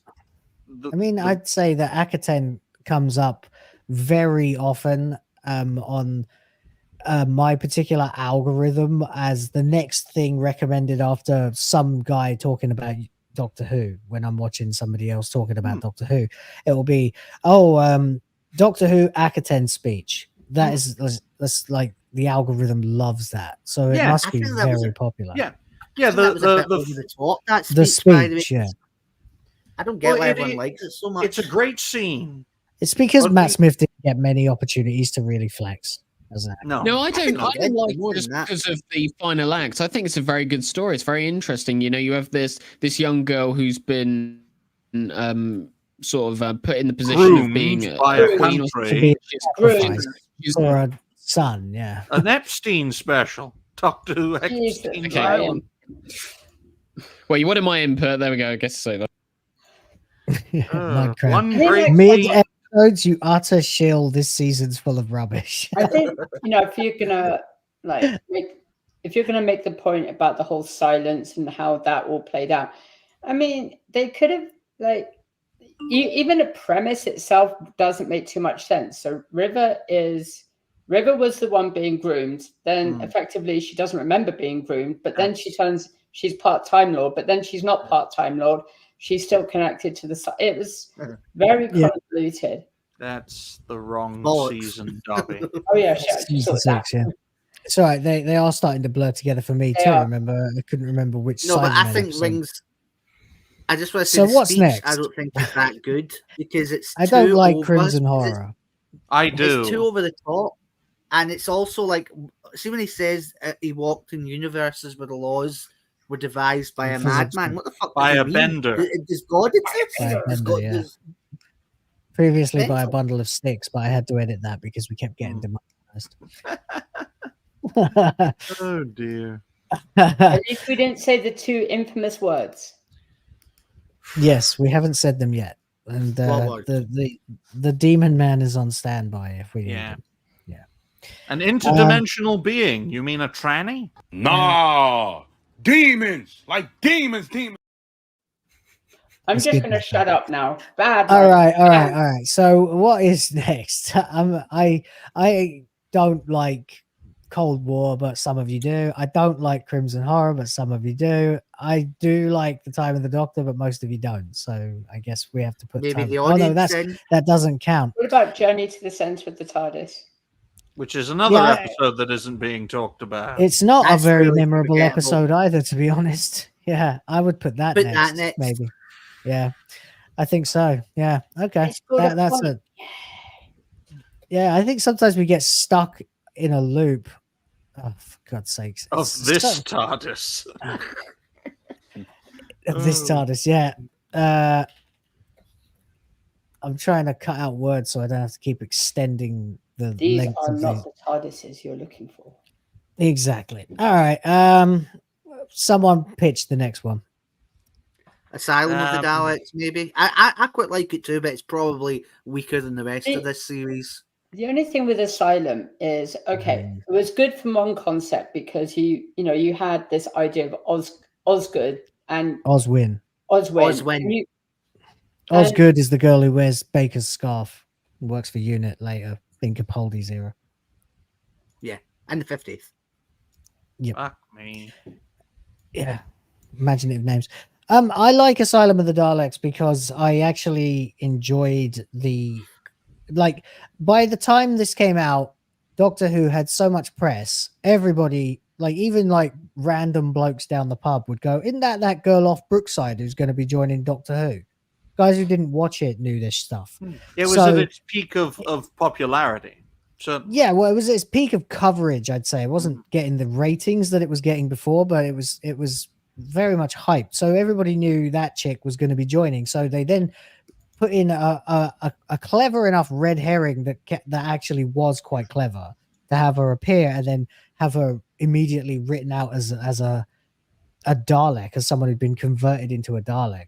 And there are so many pretty horrifying, actually, as well. There's so many candidates for the next choice. I mean, you've got Asylum of the Daleks, you've got Cold War, you've got the Crimson Horror, you've potentially got the Rings of Attican and the Bells of St. John. There are so many candidites for the next they're all position. mid, yeah. It's just there's so much here that is right on the edge. All right, let's pick from these four: Asylum, Angels Take Manhattan, Crimson Horror, and Cold War. I think it should go Angels, Asylum, Crimson. Any takes? Any? I mean, they're all kind of next. mid-table, so it doesn't really matter to me where you place them, but they're all kind of in the same group. Well, it is from 8 to 5, so That's a significant upper chunk, mid-table. yeah. Damn. I think Angels is better than Crimson and Cold War, but that's just me. All right. I don't remember Cold War. I just remember. I don't being either. bored. I can It's only. Okay, I love it, but fair enough. I'm outvoted, so Yeah, Doctor Who meets Alien. That's Cold All right, War. Cold War. Fuck it. I don't care about it. So Crimson Horror. Can someone give me a reason why this is good? Because I can't remember it either. I can't remember. Victorian story, Red's parasite creature trying to make everyone bleed or something. it's a bit too silly, to be honest. It's enjoyable. It's also got that bit where Matt Smith kind of forces himself on that lesbian ninja, which is very awkward, to say the least. And Strax charging Okay, in, that's shooting enough. everyone. That's enough to go in there straight next. He also Go on, minds bye-bye. getting an erection looking at her arse, by the way. He holds up his screwdriver like it's a stiffy and then puts it back down. I mean, It's bloody Moffat. hell, what would It's Moffat getting full perv. I love it. No, Moffat loves is those a lesbians. I raging hate it. heterosexual. I He love really to hate is. it. Moffat is such a raging heterosexual, and he wants you to know about that. I mean, I fucking miss it really badly.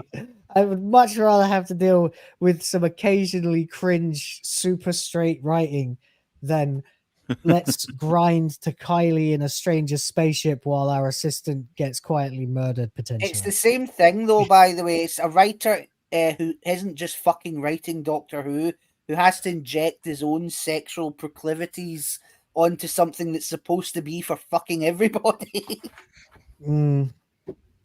Terminology, Triple D. You said that in a way that might be sexual.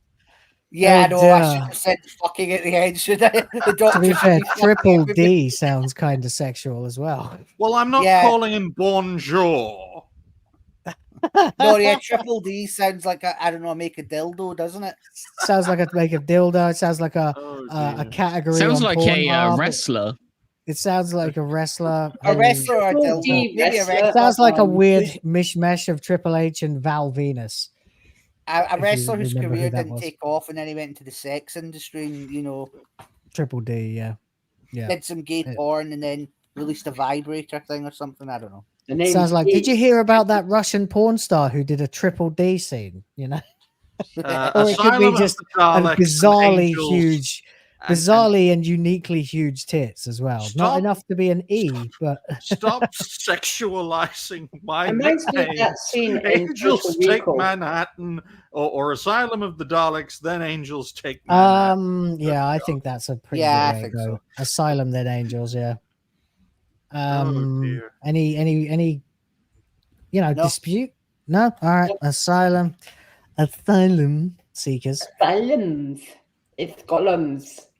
We have to open our borders for the Daleks. That would be a good fucking story. Come on, you better believe Keir Starmer would be like, oh, these poor metal creatures need our asylum, and then they get in on their little boats from Paris, and then they all We exterminate. will Would it eat be your like that? cats and dogs and children. That story, Power of the Daleks, I am your servant. It would be like that. Would you say Yeah, that's what yeah, the yeah. Dalek immigrants? I am your servant.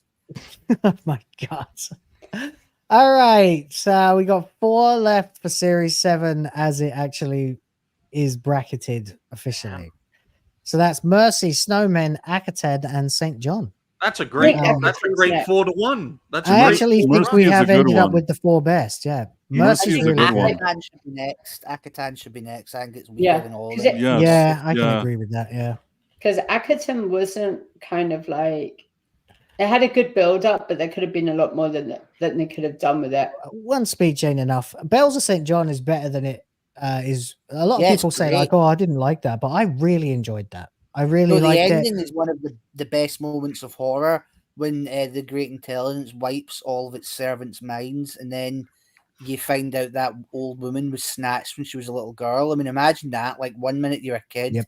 then the next minute you're in the body of some old person, and you have no Mm. idea like how you got here, what's happened to everybody. That is horrifying. That moment. Transtemporalism. Mm. Jesus Christ. And it actually did set up the Great Intelligence again after the Snowmen had sort of brought him in. Yeah, okay. So which is better, St. John, Mercy, or Snowmen? I think Snowmen next, Mercy and Bells of St. John maybe at the top. Yeah, I'd agree with that. 'Cause it was I like actually a town called Mercy. So do I. You see right. the Doctor on the edge of just being Well, I don't a badass. disagree. It's kind of a I don't Western disagree, one with actually. that. Yeah. Yeah, I remember that it was at the end. It turned out the guy was good after all, or something. I remember. Yeah, it was a good Here- episode. Here's one. what I'll say. Well, you've put Snowman at number 3. I was going to say if you put the Bells of St. John, I would say that my favorite is probably the Snowman, but I think objectively the best is probably A Town Called Mercy. I agree. I think that one's the best one. Yeah. I like the whole Western Sure. thing and that whole. Yeah, I can Love go the with idea of Bells, the- and then Get out of my way, Doctor. I've been sent to kill this bastard for turning me into a cyborg super soldier. The thing oh is that- yeah, that was really good. That yeah, it is really And if good. you was a and if you brilliant don't one. give him to, and if you don't give him to me, Doctor, I'm killing everyone here, including you. the thing with that, Wait, Will, you made a mistake. The name of the Doctor is part of Series 7, but you've ran out of spaces. Have I? The name of the Doctor is the finale to Series 7. Oh yeah, it is. Also, Yeah. it is. We'll just include it in the specials. It's probably easier to rank it that way because it is part of that trilogy, the Of the Doctor trilogy. So I mean, it's do we easier. think it's better than any of the others? Like, do Well, we think yes, it's but you'd have to go back and so I just ranked it we've in made the our specials. beds. We're gonna lie in it now, okay? And all right? move Yeah. on. But Plus, it's part of that trilogy anyway, even though it was So a what the finale. hell- What does it that's say not on your box special. set, Will? What does it say on your box set? Does the name of the Doctor fall in Series 7? Go sit on Well, your I'm triple pretty sure C, you can- Goldie. the thing with Yeah, I'm not getting it to check, to be honest. the thing with the Town Called I'm pretty sure Mercy. you can get a box set. I can add the name of the Doctor. Where do we think it goes? It's On definitely not the This best. list, I'll say it go. No, it's probably above Hyde. Above. No, I'd say it's above Asylum in Manhattan. To be honest, it's better than Yeah. There's maybe more. That's about Gosh. right for me. Yeah. Yeah. Richard E. Grant's a fair. really good villain. I He mean, should have it been the does. Mac, It by the does. way. It does have the explanation of Clara being everywhere. it has the introduction of the fair, War though, Doctor. lots of people have looked back on the Name of the Doctor and said, like, oh, this was the first point where we really saw Clara being a girl boss. And while, yeah, you could say that, I don't blame Moffat in the slightest, because I don't know if you know, but when they were putting the 50th into production, the only person who was signed on was Jenna Coleman. You know, Matt Smith wasn't under contract anymore, and they went initially to David Tennant and he said no, and then Christopher Eccleston turned it down. So all they had was just Jenna Coleman. So Moffat said, right, I need to elevate her, I need to give some sort of cosmic significance. Otherwise, how can we celebrate the 50th if it's just her as a random human on Earth teaching or whatever? So I have a question. I have a question. Is the Name of the Doctor the one that they use Clara and use old footage of Doctor Who and insert her into it? Yeah, that was the beginning of the girl boss, I think. But never mind. I'll shut up now. Yeah, I know. No. It is, but I wouldn't blame Moffat. Yeah, but I won't blame Moffat for that, because again, the only person who was signed on at that point was Jenna Coleman. So he needed to set her up to be significant so that the 50th could be this big sci-fi story. And then afterwards, after he did that story and he made it, then Matt Smith was, he re-signed his contracts and David Tennant was brought on board. But the only person at that time was Jenna Coleman. So he said, right, I need to do something with her character. I need to make her more powerful. Yeah. It would have been so sad, though, if those contracts had not gone through and she was like the headliner for the 50th anniversary, and hypothetically they'd have to make a bare they'd have to make a bare bones of it. And what would have been the point of doing that? So quite possibly, if the contract negotiations went sour, we may not have had a 50th anniversary, nowhere near as good as what we got, but it may not have been possible. It's probably the best. I will say, by the way, in terms of since it came out. Clara. No, Will. I would say the Day of the Doctor, it is good, but it's not as good as I thought it was the first time around. It doesn't really have a lot of rewatch about 5 times value. I think it's not as good as some people think it is. It's very well. It's a love letter. Yeah, which has a special, I know. You can tell that it was rushed though when they were making it, because everyone else was signed on so late. What I one thing I will say just about Clara, sorry, I was going to say was Clara being the girl boss. In all fairness, that's been a problem with New Who from the beginning. Because see, when you look at the making of back in 2005, Christopher Eccleston goes on about how the original series was so ridiculously sexist, even though it wasn't, and how we need to fix that in this one. And that's why the 9th Doctor is kind of useless in most stories. He doesn't save the day in the finale. And then, of course, we get Donna, who gets his powers and uses them better than he does. So that's always been a problem with New Who. But I think it definitely took over from Series 8 onwards. But, it didn't begin with that story. It started with Series 8 proper. Like so noticeable that it jarred you a little bit. It really hit in Series 10. I remember agrees that it became borderline unbearable in Series 10. I'm Bill, and I'm brown, and I'm female, I'm gay. and I like scissoring. Yeah. Okay, so Rev, what were you going to say? Sorry about that. I just didn't prefer that actress of Bill. I mean, no, I didn't like her either. I want to be PC, but at the same time, why do you want to be PC? All right. I don't want to be PC. I want to be I actually didn't really want to be PC. Titillated as well. I didn't really want to be PC. I think that it was like a good thing to space say here, before I'm not. You really think. I prefer Bill as a character. Price, I'm going to radicalize you, Price, before you guys. Can we just agree where the name of the Doctor goes before we go on any more tangents? Sorry. I'm okay with Above Angels. Yeah, are we all agreed? Yeah, that's fine. All right, for the sake of getting it done, fuck it. The thing that's really funny about A Town Called Mercy, Disney can't air it because the character, the gunslinger android, there was this big argument that they tried to copy Jonah Hex from DC, and they were trying to turn the gunslinger into a robotic version of Jonah Hex, which they did not. Oh, so is it not on Disney Plus for the Americans? Yeah. This shouldn't take very long, but I figured it would be worth preserving at least half an hour to discuss the 50th, because it was such an event. I had to take a moment to remind myself what the last day is, because that's like a Minnesota of a Minnesota. Yeah, so there are 2 Minnesotas here, which I've just included for fun. I mean, they don't really count, so they're kind of automatically at the bottom because they're not. The Night of the Doctor's great. Oh, here we go. The Night of the Doctor is great. Are we gonna hear that you hate the Night of the Doctor? You think it's the worst No, I thing love ever? the Night of the Doctor. I love the Night of the Doctor. It's fantastic.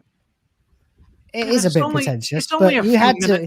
They wanted to pay homage to Paul McGann. They needed there to be a reason why he would evolve into effectively a war criminal. Can I just say, I fucking hate that Ohelia woman.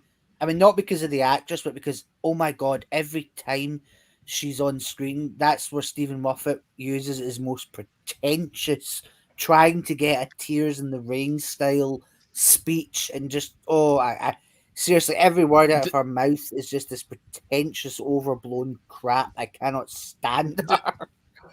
The one thing I will say about the Night of the Doctor, which makes it a little bit, it kind of ruins it when you consider this, is that the 8th Doctor, he technically died because of the spaceship crashing. But why didn't he just quickly nip in the TARDIS and then come out afterwards? Like, he was right next to the TARDIS. Like, I know she was locked away from the TARDIS and he was trying to get her, but if he knew the spaceship was about to crash, why didn't he just nip in the TARDIS quickly? That doesn't really make a lot of sense. Materialize around her as well.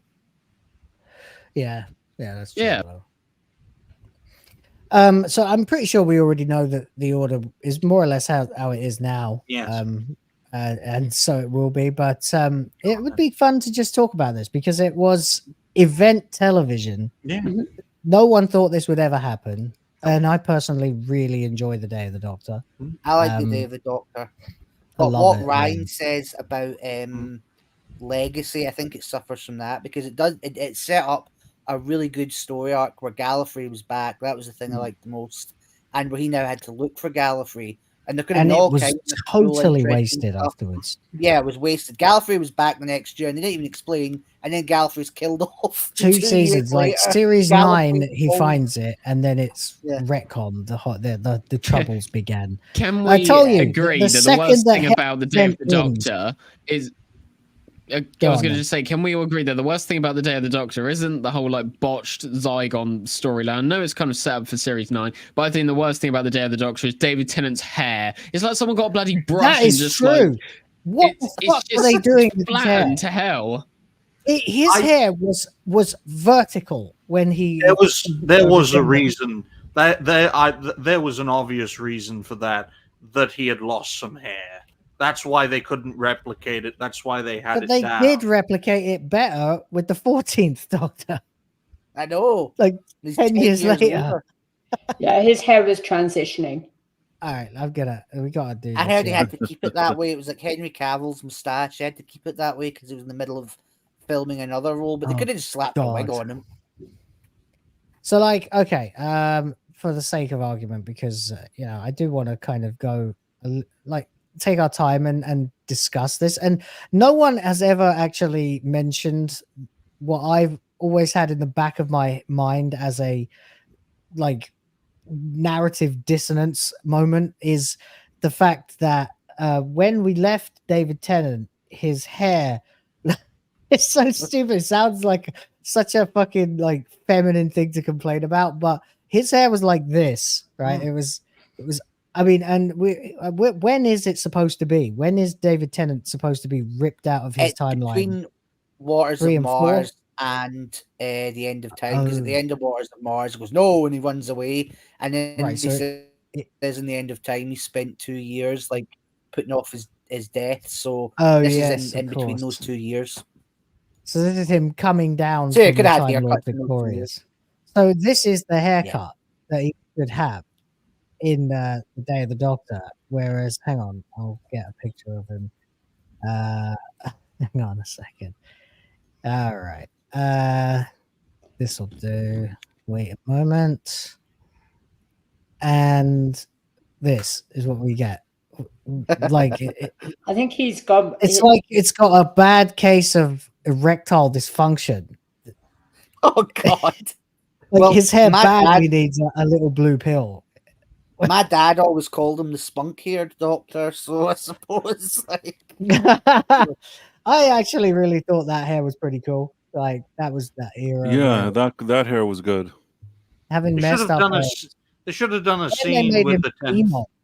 Yeah, they should have done a scene with the 10th Doctor where he looks into a mirror and says to himself, there's something not quite right. They could have done this with the Zygon version of him in a scene, and then he just puts his hair up and says, oh, that's better, and then fucking vaporizes the Zygon version. Maybe he was having receding hairlines, and this Yep. was the only way to cover it at the But time. then what did they do with the 14th? Because they Well, gave I him mean, his, They got a lot of things wrong with the 14th Doctor, Will. they got everything wrong with No, him. but what they did with apart his from hair his is- His hair. appearance was good. His hair was better. It was Either it looked he's like had hair work again. done on his hair, or they just decided in this case maybe it's so much transitioning of hair that they just put a wig on him. And today wigs aren't what they used to be. Today you have wigs that you really can't tell. Yeah, that's true. It But looks it's only like he's 10 And I years think in later. the 50th as well, he looks a bit more bloated. I mean, yeah. Well, he's a little bit more. Who ate all the pies? Who ate all Yeah. the pies?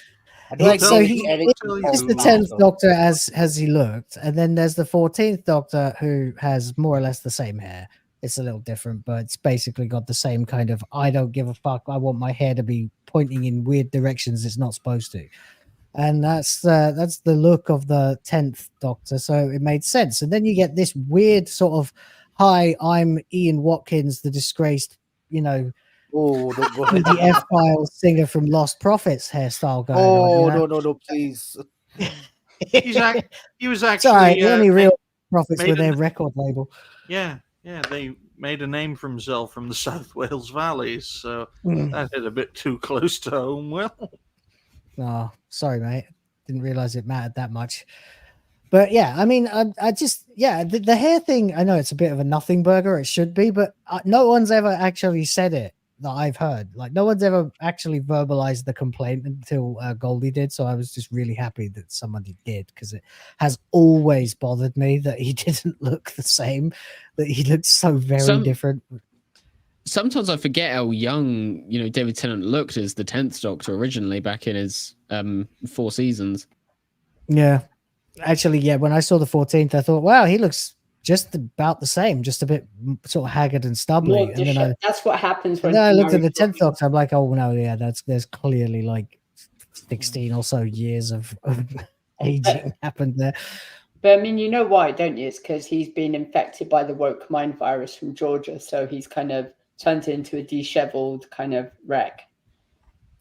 Yep, 100%. So, what do we actually think about the story of the Day of the Doctor? It was all right. Jesus Christ. Yeah, it's okay. It's No, I mean it was just okay. it's It like was- the Avatar movie. I mean, very basic story, all style, no substance, sort of thing. It was again, supposed it's to be it's I like it a lot. it's A more of lot. an event than like an episode. So like that's why Yeah. I think celebration. it wasn't made to have lots of rewatch value. It was sort of right. This is an episode designed for the 50th. It's meant to be watched on the 50th anniversary, and after that, your thoughts may change on it. And sometimes that's okay when there is something to celebrate, like a 50th, and you want to give fans a bit of fan service or nostalgia or whatever it is. And I think that they did it pretty well. I think they did as good as anybody really could. What are they I going to agree. name? I What are they think, going to name the 100th anniversary? I mean, The we got Triumph the of Time Doctor? War, right? We got the Time War. We didn't quite get enough Time War. We got the War Yeah, but Doctor, that was good. who alone is worth this being ranked among. Yeah, one John of the Hurt's best. amazing. John Hurt was fucking fantastic in that the whole damn I way bet the through. people who were the most pissed off about the War Doctor were the people who had all, because I'm sure there are people out there who've had this, who had all the doctors up until that point tattooed on them, and then Moffat was like, wait, let me just slide one in here that goes in between 8 and 9. They're like, fuck.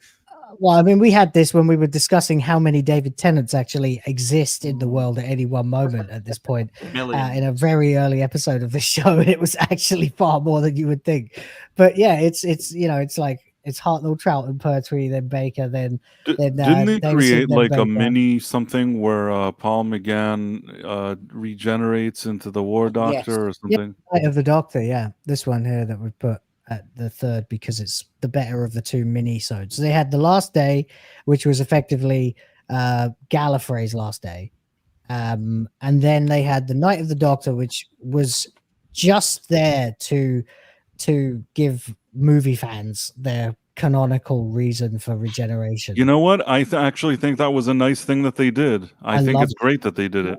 I really I agree. think they should have made Night of the Doctor the intro to Day of the Doctor. That would have been better. That would have more solidified Paul McGann.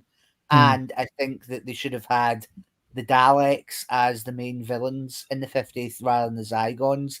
Because really, why were the Zygons back? I mean, they're a one-off foe. And can I just say, I fucking hate the new design for the Zygons. They look goofy. They look plastic. They look like sex toys, yeah. Oh, they're awful. Whereas the original one was They incredible. look like teething rings. The ones from 1975 looked so much better. They look genuinely slimy and organic. So definitely, I think that the Zygons are the weakest. The Zygons are definitely the weakest part of this. Yeah. The banter between the Doctors is pretty damn phenomenal, though. I think. Oh yeah, I I really love that enjoyed stuff. it. I enjoyed it. I even enjoyed like before the episode, years before the episode, when Smith first took over from Tennant. Somebody drew some fan art of the two of them where they were comparing Sonics and Tennant said, "Are you compensating for something?" And there was fan art of it years before, and I'm sure that Moffat saw it and put it in because it was damn funny. It just was. Then I love the bit where they're pointing their sonic screwdrivers, as had become kind of a point of irritation to Trad Who fans, and then the War Doctors, like they're not, guns, they're scientific instruments. What are you going to do? Assemble a cabinet at them? Brilliant, Go on, Golden. That's another example of Moffat sort of being his own worst critic, because again, we've discussed with The Curse of Fatal Death, everything he complained about was what he integrated in his version of Doctor. And in this episode as well, you have the War Doctor saying things like when the 10th Doctor is kissing Queen Victoria, he's like, oh, does this sort of thing happen often now? And 11th Doctor's like, yeah, it happens quite a bit. It's sort of like Moffat poking fun at it, but at the same time, he's the one who's been propping all of that up. Yeah, he hasn't done anything to stop it, but then I guess he's probably had marching orders from BBC to some extent. I don't believe for a second that Moffat's woke. We've been over this with the quotes and the various ways that he's dropped cues that he's not 100% true believer in the ideology and stuff like that. I don't know if you guys checked out my investigation. If you ever checked it out on my channel, like the first video, the featured video, is that investigation, and it includes Moffat and also an explanation about where he's at. If any of you ever checked it out. Oh, well, yeah. Show me that in the chat after. I'd like to see that. Yeah, I mean, I said at the time when I was getting sort of notoriety as a Doctor Who commentator at the start of the year that I don't believe for a goddamn second that Moffat really is believing it, believing in this, but he has to do it, kind of thing, and that's why he's got quotes where he's pointing out that of course there weren't black people in this era of British history in regency positions, but we've got to kind of tell a lie. I guarantee he got chewed out for saying that because you're not supposed to acknowledge that it's not real. You're supposed to gaslight people, and he just didn't do stuff like that. Go on. It's going to be interesting to see what happens with Joy that end the Christmas episode. Look, Stephen, loving lesbians ain't enough anymore. You got to love them trans lesbians. You got to really love them. Jesus Christ. So, what about, let me think now, what have we not talked about with it? What about Billie Piper coming back, but not as Rose, always as a given. Bad Wolf, but not as Bad Wolf, in fact, as the dreadful Doomsday device. I think a very I thought she was all right. performance. I actually thought the performance was kind of all right. It was a little bit fourth wall breaky at times, but then you have so many questions with that. Meaning, how in the hell did she get there? Does she have a TARDIS? There are some questions. No, she's a fucking bomb, you moron.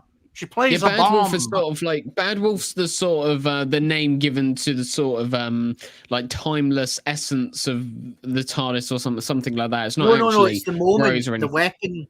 Yeah, the she's weapon not actually Bad that Wolf because yeah, Bad the Wolf weapon is She's Rose. playing a of bomb. No, she says she's Bad Wolf. No, she just No, calls that she chooses that moment- name. Yeah. She says, "I've chosen something that you would recognize and ascribe meaning to, from your past." Well, I thought she was Maybe all it right. was, She's and kind then of she bit sits there, and then she goes inconsequential. like, and she sort of tries to spit out the name, and then she sort of goes Rose, and then she's like, "Oh no, wait, there's another name, a better name, a more relevant name," and then she says Bad Wolf. Yeah, But what again, it is. at no point is she either Rose or Bad Wolf. She is the moment, the weapon, the moment. I thought it would have that- been good if Karen Gillan had stayed around for the 50th, and then Amy could have recognised David Tennant's clothes, you know, because the 11th Doctor landed in her garden wearing those clothes. So I thought it would have been a nice moment if Amy Pond had been there, and she would have recognised. Oh wait, they're the clothes that my Doctor was wearing when he landed. I just thought I've always like envisioned that as being like a pretty cool moment. Yeah, I mean, I would have liked it. I thought it would have been cool if at one point when they were all interacting with the device, if they all saw someone different. I mean, you wouldn't have worked necessarily for the War Doctor, but you could have had like 11 seeing Amy Pond, and you could have had Tennant seeing Rose. By the way, that was exactly what I was going to say is wrong with the main thing, because actually it wasn't really a performance. I didn't mean that. What is wrong with the moment is that it feels too New Who centric, because it doesn't even make sense why it would assume Rose's form, because the War Doctor hasn't met her yet. So Would have been Susan, you know. Yeah, it should have been Susan for him. It should have been Rose for, as you say, Tennant, and Amy for Matt. That would have been pretty good. Well, the style of Doctor Who throughout Series 7 changed so much in such a short period of time, in over a few years. Exactly. You had companions changing, you had the mood changing. You could almost It went from argue, big cinematic single episodes to the second half feeling much more like a traditional, well, not a traditional, but a traditionally modern Doctor Who. Yeah, you can compare Series 2 to no other Doctor Who series within the New Who era, because it's literally 2 seasons pushed together within a constricted time frame with the 50th anniversary added in. So you've got at least 2 different ways of doing Doctor Who within this section. And you also have the pinnacle moment, the 50th anniversary that's supposed to showcase Doctor Who at its peak. And I believe it was at its peak at this time. And what a time they could have ended it as well on a high. It just goes to show that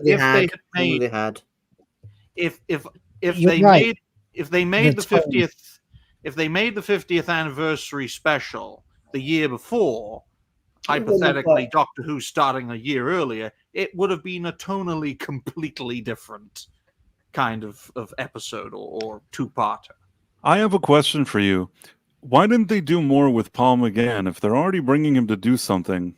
I feel like they've never done enough. I understand there was the movie and not everybody liked it, but I thought he was good. I never had an issue with him. Because he won't work, he has very big issues when it comes to the direction Disney's going. He's been vocal about that. He does not. Yeah. Really? A lot of them are, but back then, I mean, it wasn't such an issue. Right. Back then, there was no issue. I think that they should have done more with him. They probably should have had him in the actual special. The Doctor Who movie was a complete disaster. Yeah. Ladies and gentlemen. I mean, a collaboration between the BBC and Fox to reignite Doctor Who for an American audience. It was a complete flop. You know what? I take that over Shooty. I take that over Shooty. Yes, but it's a question of standards. 1996 is not 2024 price. That's true. No, but I'm saying if you forced me now, I take that movie over Shooty. Of course. Would you prefer if the Day of the Doctor was longer? It should have been like a trilogy. I think it should have been like at least 20 minutes longer. It was 77 minutes as it actually ran, which is pretty long. It's what, an hour and 20 nearly. I would have happily had another 10-15 minutes on that. Just to include a little bit more to fix the pacing, maybe. It was a little bit breakneck speed, if I had to criticize that. I mean, but I did enjoy the idea that after all this time, he never actually did it in the first place. He actually found a way around it, even if the way around it was kind of mega contrived. But it worked for me, and overall, I liked that it shoved the series in. I gave it a kick up the arse, potentially, with the resolution that Gallifrey actually is not and has not been, deadlocked behind a doomsday scenario, behind a time lock, at forever out of reach, but is in fact just in a secret location somewhere that he's not even known he was supposed to be looking for. But they did nothing with it, though. That's the only problem. That's what pissed me off, yeah. But the end result, the Day of the Doctor, if that had been the last episode, you would have been like, oh, wow, that's fantastic. So we can put the Time War behind us. We can put Last of the Time Lords behind us. That's fine. That phase has been great for, what, fucking 8 years. Yeah. And now we can go on to the Hunt for Gallifrey arc and let long live the Hunt for Gallifrey arc. But unfortunately, nothing came of it. And then it just resolved. They take a few years off. The Doctor tries to find Gallifrey, meets all sorts of different creatures and different potential companions. There's this big bad that keeps haunting each of these companions and aliens, and that big bad is actually the people he's looking for. And the great villain is the Time Lords. Yeah, you could have done a day at the end of time, but probably better. All right. Wouldn't be hard. Oh. No, yeah. I mean, you could have even brought back Dalton as Rassilon. That would have been good. He was solid. Mr. Bond is leader of the Time Lords? Oh, no. I just forever see him as the Summerfield manager from Hot Fuzz. It really hurts when he's got it really hurts. I fucking love that movie. That is I a just damn love that perfect bit as movie. well. It really hurts. It's crazy. It's brilliant. Like, that's so obviously ad-libbed, and the last thing you'd expect a James Bond actor to be saying. But anyway, there you go. But overall, I like the Day of the Doctor a lot. I really do. I think it was a culmination of a lot of people's work. I think it really did a lot in terms of trying to pay off the fans. And yeah, it could have been better. There could have been better contract negotiation, apparently, so that we would have had more people in it, and I would have happily had a two-parter, had two specials, as instead just whatever it is. But I'm always really entertained, like pretty much the entire way through it. Well, the 50th anniversary, folks, is literally Doctor Who bottled up in a two-parter. It's on the edge of disaster every step of the way, but somehow they pull through, they pull it off, and they make something great. Just like the show itself started off, it was nearly dead on arrival, and then it grew and becomes something that stood the test of time, just like the special. If you compare the 50th anniversary to the 60th anniversary, I don't think there's a better example of less is more. If the will is right, pardon the pun.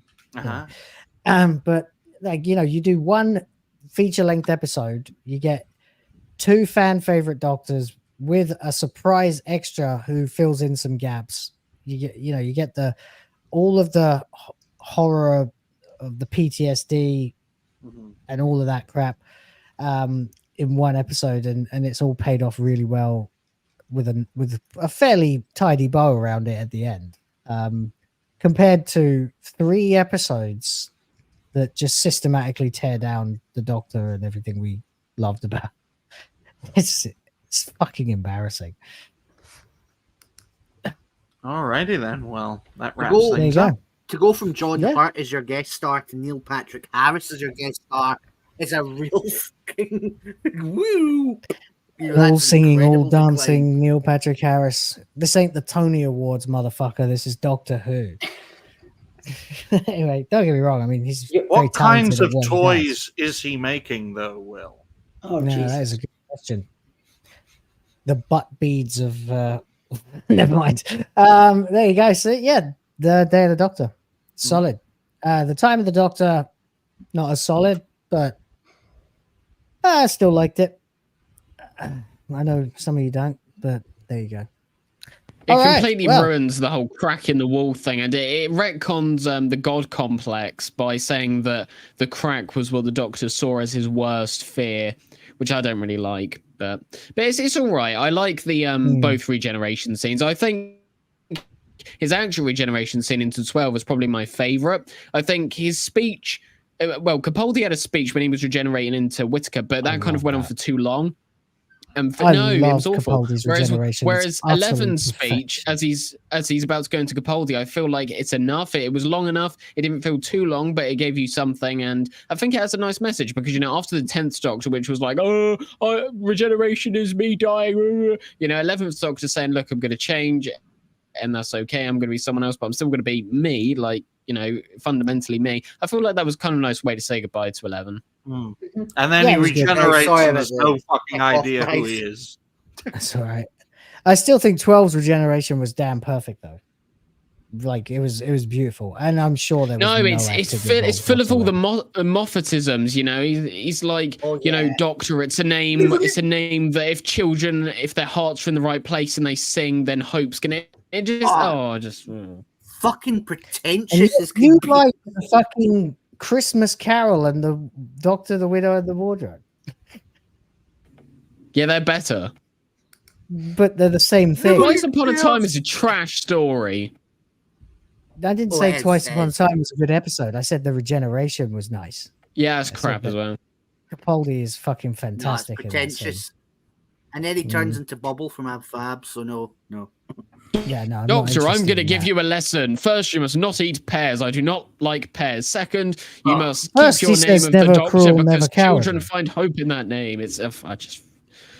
He's wanking whimsically, isn't he? He's gone. I'll give you this. The first line of his speech was what they should have had and just cut it there. When he says, I guess one more life won't hurt anyone, well, except me, or it won't kill anyone except me. That was nice. Then he should have regenerated. But all this other stuff the meta-narrative behind it makes it more powerful because he's actually saying goodbye to the Doctor, and basically it's... But I will say this, though.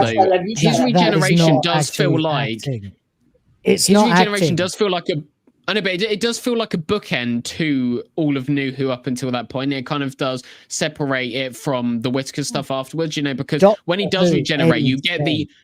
exactly. And it's because you get the original, the original theme from 2005, the Doctor's theme, that plays again for the first time since the RTD era. So it's kind of saying, right, it started with Rose, it ended with Twice Upon a Time. It's a good way of sort of separating the two, because I do consider Whittaker it's a totally different thing. So I will give it that. And we do know after he finishes regenerating, that Murray Gold theme starts playing. It's before we see Jodie, but it's after he finished regenerating that theme plays, and it's very nice. And his ring falls off. It's kind of a way of basically saying this is a different character, this is a different show. We all know that I just don't remember it because I always stop at the moment he starts regenerating. Well, we all know that monologue that Peter Capaldi makes was essentially Stephen Moffat talking to Chris Chinballs, and he just completely fucked it. Yeah, and I'm pretty sure a nice detail actually, and Capaldi as well. I found this out because I was listening to like Doctor Who Confidential and some interviews with Moffat and Gatiss. I don't know if you know this, but Mark Gatiss actually has John Pertwee's red velvet coat. He owns that, and he actually put that in Capaldi's regeneration scene. If you look in the background, it's actually on one of the coat hangers, so you get to see that. So that's pretty nice detail.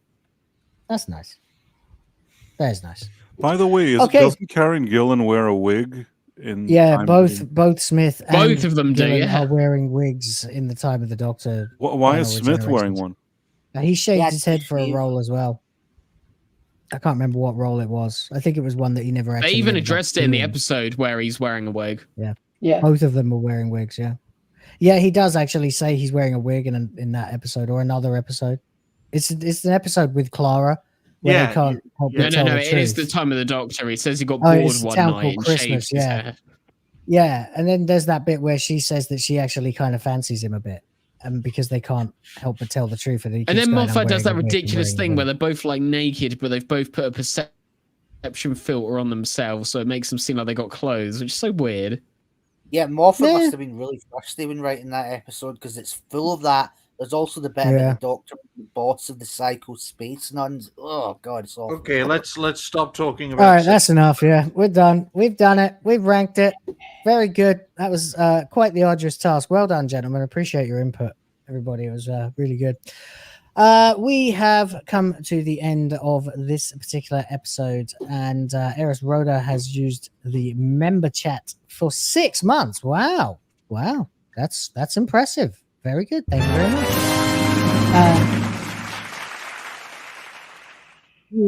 To say it's great to see me back. Oh, how very nice. Thank you. Yes, it's good to have proper brain function. It's pretty scary when all your senses start turning off one by one.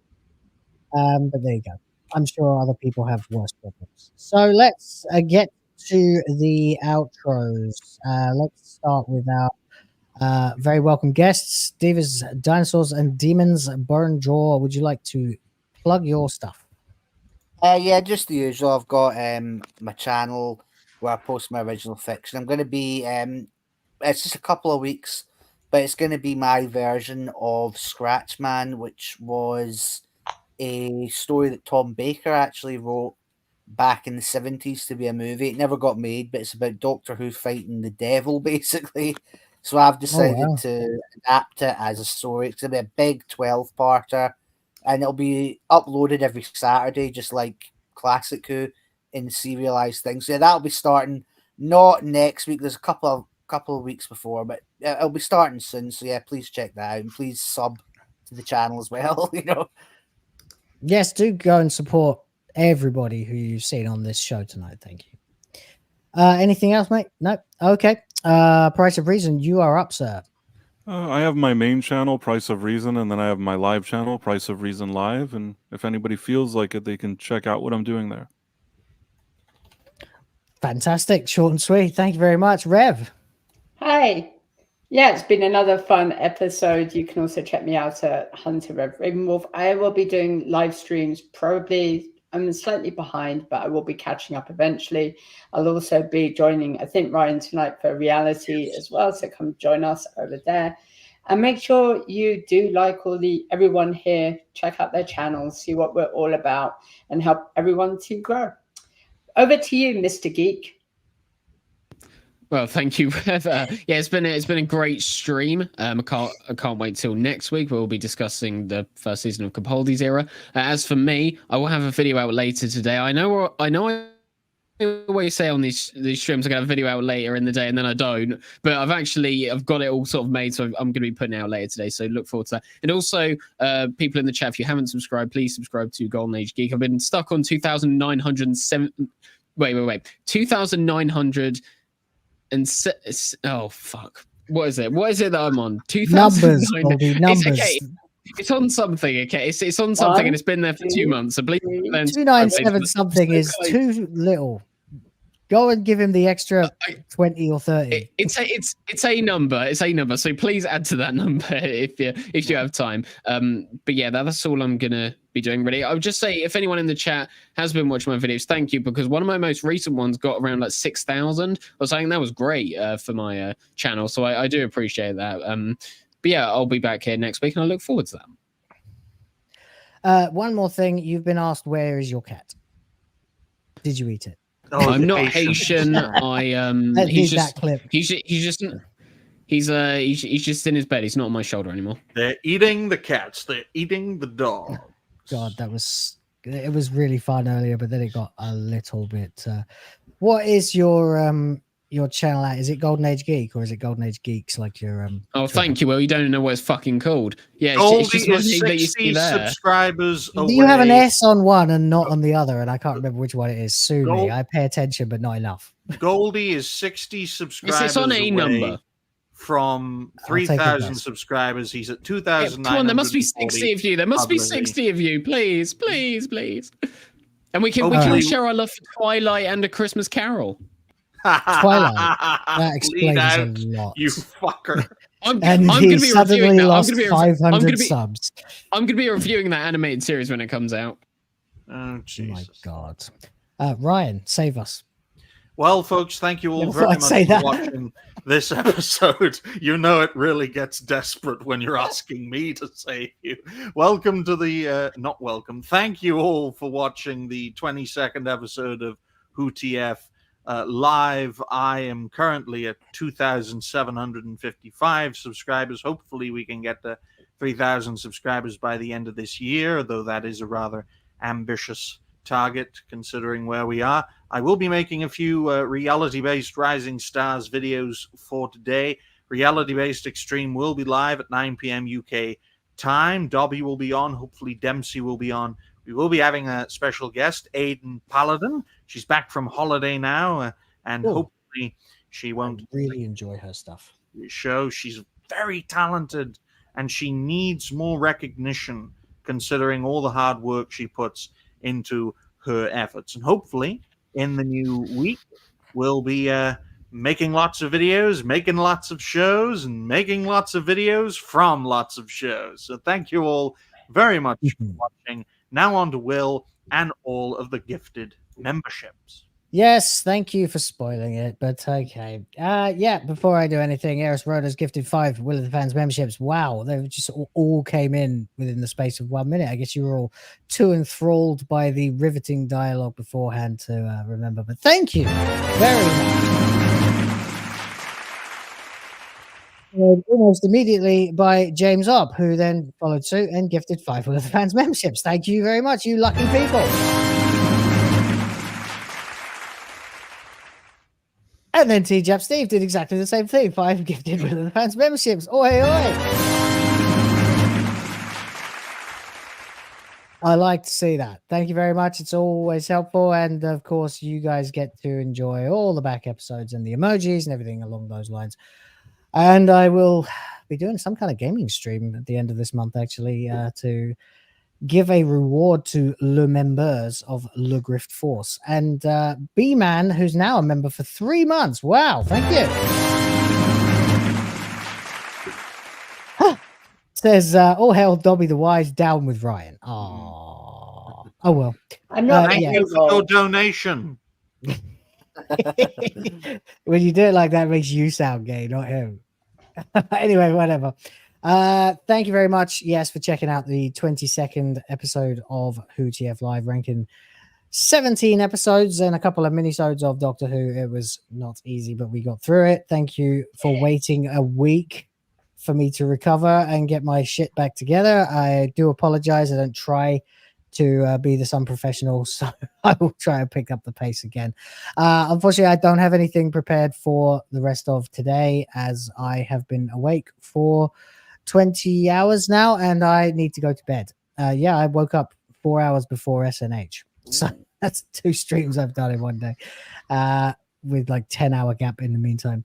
But I will get right back to the grind tomorrow, so do look forward to that and come and check it out. And if you've enjoyed the show and you're not subscribed, hey, consider subscribing. It's free, baby, and I'm not really a nasty person. You will enjoy yourself here. So there you go. And yeah, I'll be back tomorrow. So I'm going to go to bed. I'm losing my mind right now.